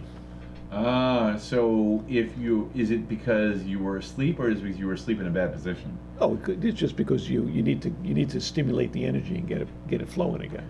Oh, okay. So it's like You're just waking your body up. You're getting the energy. Literally like winding up a clock or something. Yeah. Pretty much. Okay. And so winding the clock brings the energy in through your root chakra and up throughout the points and up through the crown, and that energizes you and reconnects your body. It's like kind of exercises the hydraulics and works the bugs out and the bubbles out. Yeah, and you get the energy flowing. Yeah. So if you feel and so like, okay, so now you're in a, what do you call that when your energy is optimized? And your chakras optimized. Oh, you're an enlightened being. Well, if everything opens up, you're an enlightened being. But I mean, if you do this, so I'm trying to work this into my day to day. In the Hindu philosophies, they call it the serpent energy, because the energy goes up like two snakes as it travels up your spine and goes to your crown chakra. Right. You mentioned it. They call that the serpent energy as it comes up, and what you have is I don't know, thousands of what they call nadis around your body, which are all the energy points. And you want those nadis to be clean so the energy flows up and down and all around your body properly.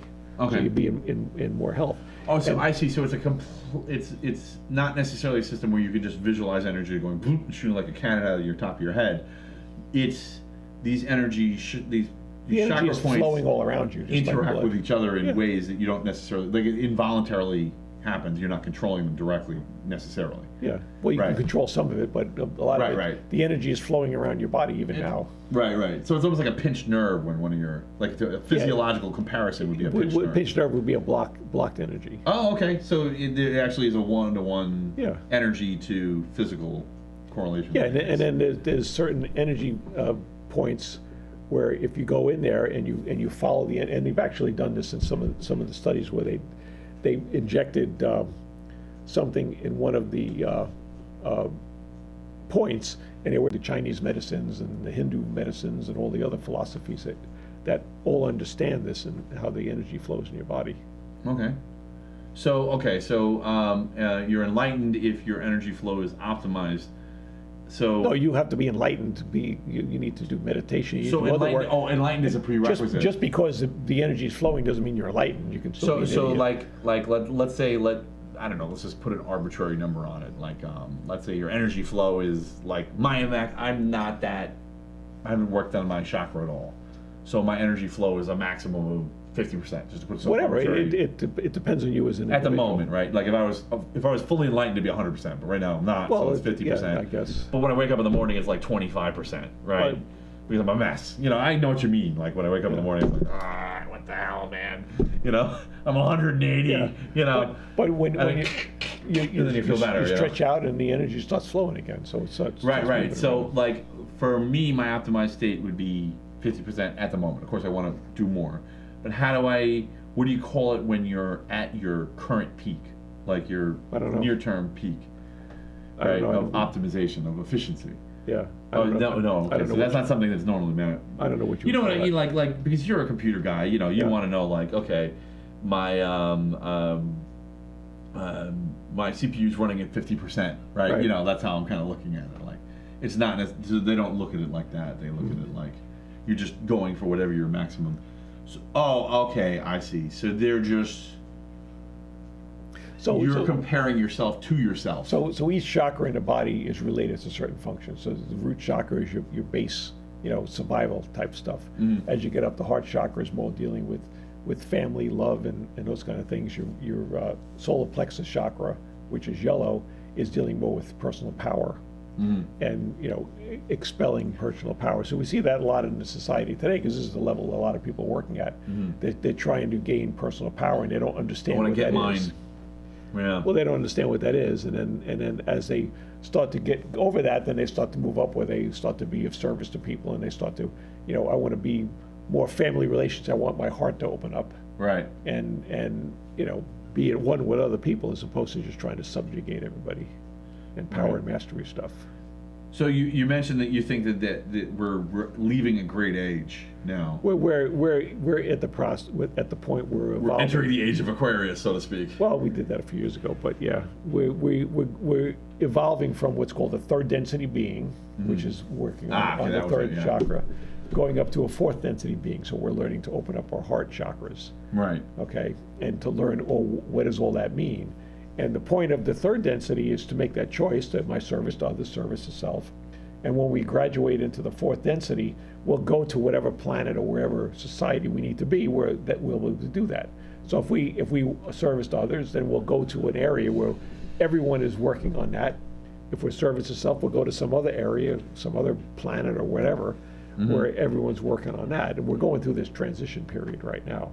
Yeah, if you're not into reading science fiction books, I know there's probably some of this with stories, but in movies, but there's a lot of interplanetary science fiction deals with how humanity changes when people are able to choose and self-isolate which planet they want to live on, and the societies that form on those planets turn humans into, well, very different creatures eventually. Yeah. Yeah, because their focus and their optimization, their Darwinistic rules and efficiencies are different in different locations and different locales and different conditions. So if we look at the chakras, we can say that, and we look at Maslow's need hierarchy, a lot of the functions of the different chakras he's outlined in his need hierarchy. Now, if we look at Jung, when he decided to say, well, I'm discovering the archetypes, a lot of the stuff that he did to discover the archetypes is he studied the tarot cards. And if you've never read tarot, if you never studied them, go get a book on tarot cards. Yeah. It doesn't say you have to believe in what they're doing, but each suit in the tarot card deck is taking someone from like birth to death in their life and all the trials and tribulations that they would experience. And it goes over all the different archetypes that there are, which we all experience all of them. But what's fascinating is to go through and actually just read the material just like you're reading a textbook on what all these different things mean. And it's really that is a enlightening. different view of tarot cards than I had in the past. As opposed to taking the cards and say, oh, look, the death card. Well, what is it? Let's take the death card. Does that mean you're going to die, or does that mean your part of yourself is dying and you're moving on to a better person, for example? Right. So the cards have lots of different meanings. It doesn't, like if you see a movie, oh, the death card, oh my God, someone's going to die in the movie. Well, that's not what the card really means. Right, yeah. Well, usually the tarot readings that I've been part of that have been the most successful are usually complex to the tune of at least 6 cards. Well, you can do it with 3 cards. Telling kind of a story and then, to put each other in context, because one is not enough. A single card doesn't really tell you much. I have had friends that were able to do fantastic readings with 3 cards. Okay. I mean, so it depends on the individual, and it depends on what message you're looking for. Right. Yeah. Now, on the same token, you go, well, that's all bullshit. But whatever you believe. But the point is, read the literature as just what is it telling you. Okay, as opposed to saying, well, this card's going to predict my future. And it's not really predicting your future. It's just any of these things, tarot cards, astrology, numerology, whatever it is, it's not predicting your future. What it's doing is telling you this is a probability which could happen, and if you pay attention to using the energy that's going on here, you're probably more successful. Right. And actually, I completely see that. And actually, I see where I didn't do that. So I had a number of tarot card readings when I was younger. And there were a few themes. But one of the negative themes, I'll give the negative theme because I think I'm particularly interested in this one because I'm kind of over it. Then the negative themes was, I think it was the 5 of Cups. And the 5 of Cups is typically depicted as a man staring at 2 cups turned over while he's still got 3 cups. I think it's the 5 of Cups. Please correct me if I'm wrong. Yeah, it could be. But it's the one where he's looking at the cups that are filled up. And then you have a couple cups that are spilled, and he's focused on the ones that are spilled instead of the ones that he still has. Right. And I think that was my midlife challenge. Like I was just, I'm still in it now, but I'm starting to see. Get out of it. I see it. Like I'm like, oh, okay. I can't worry about the failures and the flaws. Yeah, of the past. you have to forgive yourself for the stuff, the choices you made in the past, and to move on to the stuff for the future. Right. I still got 3 cups. I'm still good. Yeah. There's plenty. I don't have to worry about it. Yep. Yeah, and that was usually part of a larger reading, but it was something that kept coming up, and I think that's because that was the thing that was in my way. Yeah. And it was very much. It's kind of that power chakra. I think I was feeling like I was not having I was stuck on the power chakra. Like I'm like, Right. oh, I'm not able to exercise my personal power here. Why can't I get those cups back? Why can't I save them? How could this happen? And it's like, who cares? Yep. It happened. It's done. Just move on. Yeah, you have to forgive yourself for with the choices you made and move on, and then do the forgiveness work, and then move on to whatever's coming in the future. Right. Yeah, I see that. Okay, that's really awesome. Let me talk about it. It's actually my homework. Yeah, man. You're if you're interested in what I'm talking about, Rich has an Instagram account. I think I wrote it down in here someplace. Well, all the videos are up on YouTube. If you go to they're like if you do a search on Richard Siena in YouTube, you'll find I have 269 videos up there right now. They're not like this epic odyssey of multiple hours, but they're like actually they're like a few minutes apiece. Yeah, they totally are. So and they're actually pretty good. I understood most of them. I gotta say I was a little intimidated when you were talking about the details of like the chakra. I was like, this is too complex. Yeah, it can be pretty encompassing. Right. So is that like one of the things that you offer when people, I guess, consult with you, or in the do you teach them to figure it out for themselves, or do you help them directly? Where I don't teach the chakras in my meditation class. I teach that in the dream workshop. Okay. And the reason for learning that is because if you understand the colors of the chakras and how they affect you, when you start having dream symbols, you can understand that maybe you need to work on certain chakras. I see. So if you have a dream, using that young connection to Okay. So if you have a dream, like a diagnostic program's running while you're asleep. Yeah, we do level 3 diagnostic. If anyone can explain what a level 3 diagnostic is, please put it in the chat, because they use it in science fiction all the time, and we always say it kiddingly. When you do a level 3 it's diagnostic. like, what the hell is a level 3 diagnostic? I'm going to start using that when people say we found this bug. I say, hey, I'll run some I'll use that in the terminology. Just to see what kind of reaction we get. But no, what we do is when you get dreams, you get everything in the dream is symbols that you get. Mm-hmm. So understanding those symbols is the hard part. So like, for example, if you have a dream where you have water in the dream, okay, water is usually means you're depressed about something or you're upset about something. And so let's say you have a dream, and this happened to me. I had a dream with water in the dream for like 3 nights in a row, and I'm like, I'm understanding this. I understand that I'm upset about something. And I was meditating. I was like, what am I upset about? I can't think about what I'm upset about. And then it came through, and this is your. That's me. I rebooted my watch. The voice from the sky over here. So it came out and it said you're upset about decisions you made in your life. Career decisions and those kind of things, and it's not that you're sitting there tormenting over it all the time, but you're upset because you're thinking, oh, I should have done this, I should have done that. And what the bottom line is, you had to go back and do forgiveness work, saying there was the right decisions at the time when I made them. Mm-hmm. They may not be the right decisions for today, but at the time, you have to forgive yourself for doing that.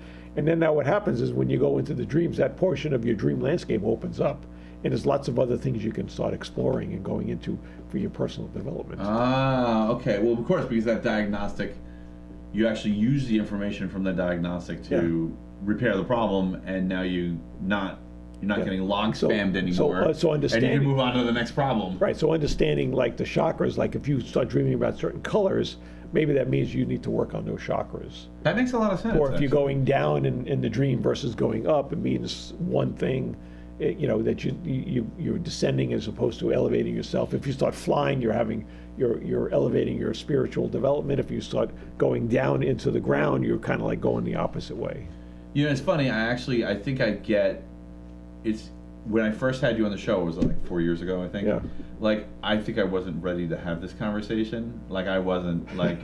I mean, like, I was like, all like, yeah, I know what's going on, and like, I really hadn't done like the hard stuff with the self-exploration. I was just it's not a lot of fun. It's not fun when you got to look at yourself. You got to figure out what. Well, I'm trying to figure out fun. I'm trying to figure out ways to make it fun for everyone out there because I'm enjoying, I mean when you start looking enjoying this conversation. When you start looking at yourself, you may not like what you see.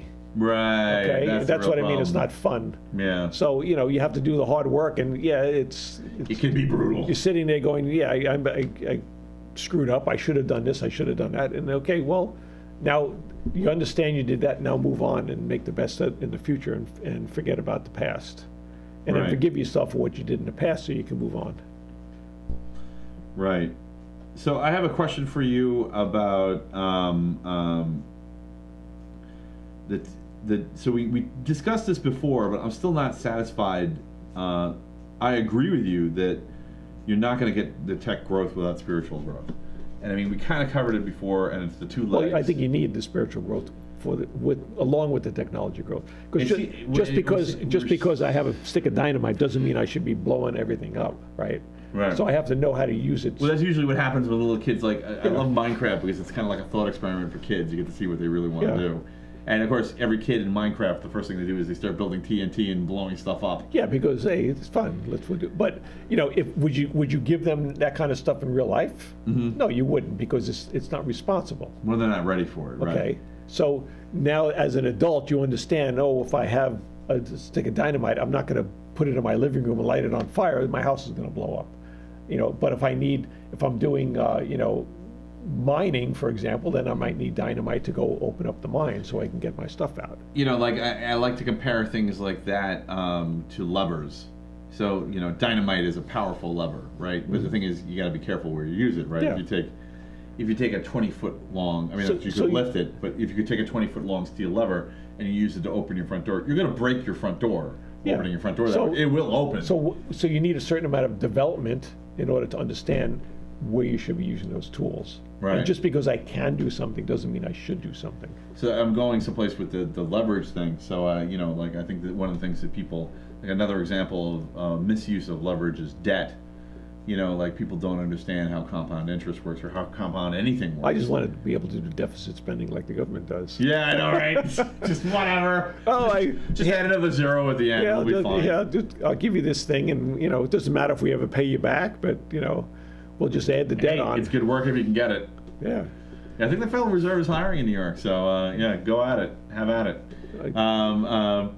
You need $1 million? Here's the $1 million. And you got to pay interest? Well, here's another $1 million. Well, I'll tell you one thing. If you work for the Federal Reserve, you're getting paid to the end. It may be total chaos out there, but you're getting paid. Assuming you want to get paid in that, whatever that is. But yeah, so people, debt is another lever. Dynamite's a lever. A lever is a lever.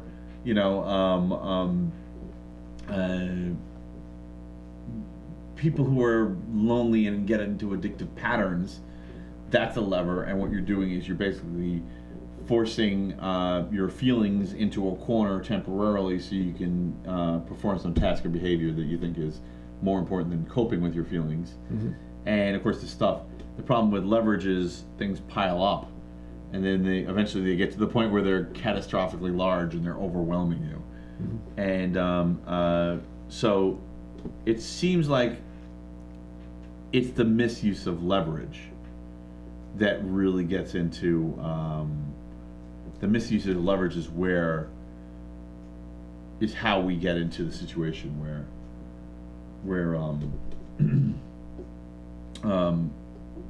we're not understanding our personal growth and the tech growth. We're not connecting the two. Like tech growth is also leverage. It's realizing that, if I can make the computer do spin up 30 other computers that spin up websites process this database, I'll get it done 30% quicker. Mm-hmm. And essentially, and sometimes the sum is more than the parts, right? Oh, if I can data mine for this particular piece of data, I can solve all the problems I've been having thus far in 5 minutes if I just had the right algorithm. You know, algorithms are levers. So there's a corollary here between, you know, technological levers and spiritual levers. And so I guess maybe one of the problems that's happening here is that when you're really running at a problem and using a lever heavily at it technologically, you tend to do that to yourself spiritually as well. I mean, thinking about that Zen state, you know, when you're in the flow, you know, I definitely know exactly what you're talking about. What are you levering to get in or to get out of the flow? Like you personally, but also what do you see people screwing up? I think that may be related to the fact that people aren't using ethics in their. Well, yeah, I mean, it comes down to your personal growth, and just because you have a tool, you have to use it responsibly. Right. You know, I mean, if I have a gun, am I going to give it to a 2-year-old who's going to just point and say, "Oh, it's I mean, is a flow state really dangerous? No, it's a creative state you're going to. So right. But I mean, if you're creating technological tools that can impact millions of people, well, what you use it for is up to you. Right. But what we're talking about is how to get into flow and how to start using it more. Right. But I mean, should we be telling people not to go into the flow? No, because they're just not equipped to deal with the consequence, like with making sound, ethical decisions about the impact of what they're doing. No, I don't think it's going to have that. I think that's what they have to do when they get out of flow is decide what am I going to use this for.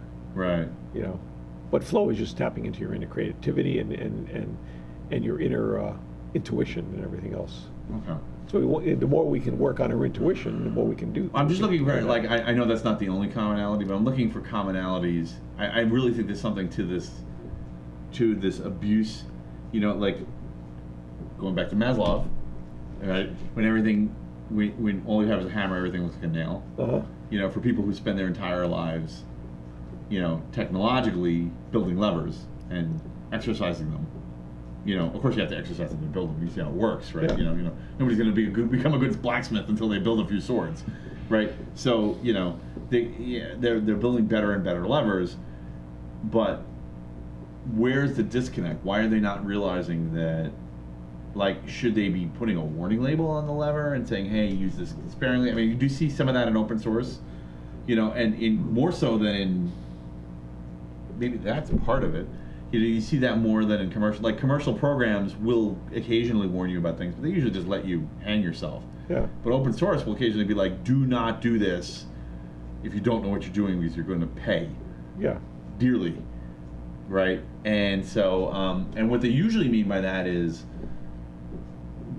don't use this lever until you understand it, so go practice on something that doesn't matter. Yeah. That's what they really mean. So maybe that's what's really happening, is that people aren't leaving enough time for practice to experiment with what the consequences, like gaming out what the consequences could be. Could be. You know? I mean, you know, in the society we're in today, everyone wants immediate gratification, and I got to succeed, and I got to keep on pushing forward, and they don't always look at the ramifications of their actions. Right. I mean, is there like should people should technologies have a cooling off period where people are basically just expected to play with their technologies in a sandbox to see what the possible consequences could be? Interesting point. I don't know. Right. I mean, but of course there's a risk that you're going to lose out to a competitor. I mean, like the light bulb war was hot, like literally hot. Like people were just, you know, it was a race, you know, and not all technologies are an arms race, but many of them are. And so how do you build, you know, downtime for exploration of what something means into the technological creation process? I think that goes along with your spiritual growth as you start to you know, Can you- grow that spiritually, then you should have an intuition as to what, you know, I should be using this or I shouldn't be using this, you know. And just because, you know, sometimes we should be doing stuff that we shouldn't, that we think we shouldn't do, and sometimes the opposite is true. Like, I wasn't thinking I was going to bring this up, but let's talk about the curious case of Hans Reiser. Right? You remember Hans? Oh, you don't remember Hans Reiser? No. Ah, so there's actually a couple of specials on him too. He's a kernel developer. Like, he was Linux. And he was kind of a dick. He was very aggressive to people, abrasive, ornery, you know, but he got away with it because when you're really competent, sometimes you can get away with being an asshole. Right. And it turns out he was a bigger asshole than anyone realized. He had a mail order bride, and he wasn't satisfied with how he was being treated by her. And eventually they separated. I don't know if they actually divorced or not. And he killed her. He murdered her in first degree, I believe. Well, you know. And eventually, like, he didn't just get caught for it right away. He hit her. She vanished. Yeah. And the police had questions. And he's smart, so it wasn't right away. But eventually, they caught him, and he identified where the body was and everything. And it's part of, like, you know, like a plea. And like, he murdered. This is a guy who wrote the journaling file system, the original journaling file system for Linux. He's in the Linux group photos for like all the conferences and stuff. Again, who was his? There's like 30 of the smartest people in the world there, and he's one of them. And he fucking murdered his wife. But you know, he's thinking too highly of himself, and he's not reporting to a higher authority. So if you take some of these sports figures, let's use this as an example. Okay. So you have a sports figure, and they're out there having wild parties every day, and they're doing, you know, they're always in the news and controversial stuff. And you take a guy like Derek Jeter, and you know they've asked him, you know, how do you do this? Why don't you do this? He says, if I did that, my mother would kill me. So he's answering to a higher authority. He's saying, you know, I have a certain set of parameters I can work in. And if I go outside that, I have responsibility. People are going to come after me and say, you're doing the wrong thing. Who do you really have to answer to? So who you're answering to? If you think, well, I'm you know, I don't have to answer to anyone, then, you know, then you have no spirituality. Now, if you think you don't have to answer anyone, but then you're saying, I better make a good moral decision because I don't answer to anybody, that's completely different. So how do we identify someone who's not answering to someone, and do we exclude them from the technological arms races? You would never know because because everyone says they have. You don't know what whether they do or not. Yeah, you don't know. Not everyone is capable of having this conversation. Doesn't mean they aren't answering to a higher authority. Yeah, I don't think you can really exclude anyone from that kind of thing, but. You know, well, we can exclude Hans Reiser for sure. He's in jail and he's not allowed to touch a computer, I'm sure, or like limited. Well, he went to an extreme, and you know, he screwed up. Mm-hmm. You know. Right. Well, he demonstrated that he doesn't care about the consequences of how his levers work. Right. You know, at least in in the technological realm too. No, but there were like hints there. He may have been a smart guy, but he wasn't very spiritually developed. Right. How does that happen? How do we get people like because this? They become egotists. And how do we block them? I mean, of course, there's the usual answer, like the practical answer, which is don't let psychopaths have power over other people, which is a very clear scientific. How many people in the medical profession, you know, act like that? Well, there's nothing wrong with a psychopath being a surgeon, but he better be under board review, and the board better actually be fucking reviewing him, and be ready to fire his ass if he starts slipping. So he's answering to a higher authority by force. Yeah. Right, but at the same time, in the invention space, you know, having a practical force applied to you is expensive. That board costs money. They have to sit there and look at like surgeries, but still, and listen to complaints, you know, and like, you know, you have to make the decision. What are my personal parameters? What are my boundaries? And what am I willing to do? What I'm willing not to do? You know, I mean, if I work for a company and they come out with an advertising campaign that's just totally against my beliefs, then I should quit the company and leave. I mean, what happened with Hobby Lobby? They got under a lot of pressure about you know, because they weren't going to have their insurance company fund abortions. So and they said that's what we're doing, and we don't care what you say about that. Encouraging financial independence in key inventors is a good way to perpetuate ethics because I guess they have the ability to quit at least. Because this is the case, you know. So one of the things that's happening is, you know, tech visas, they can't leave. they're whatever company hired them. That's how they're in the country, and they may have a wife and kids here, and they may have a whole life here. That's what they're compromising. They're stuck.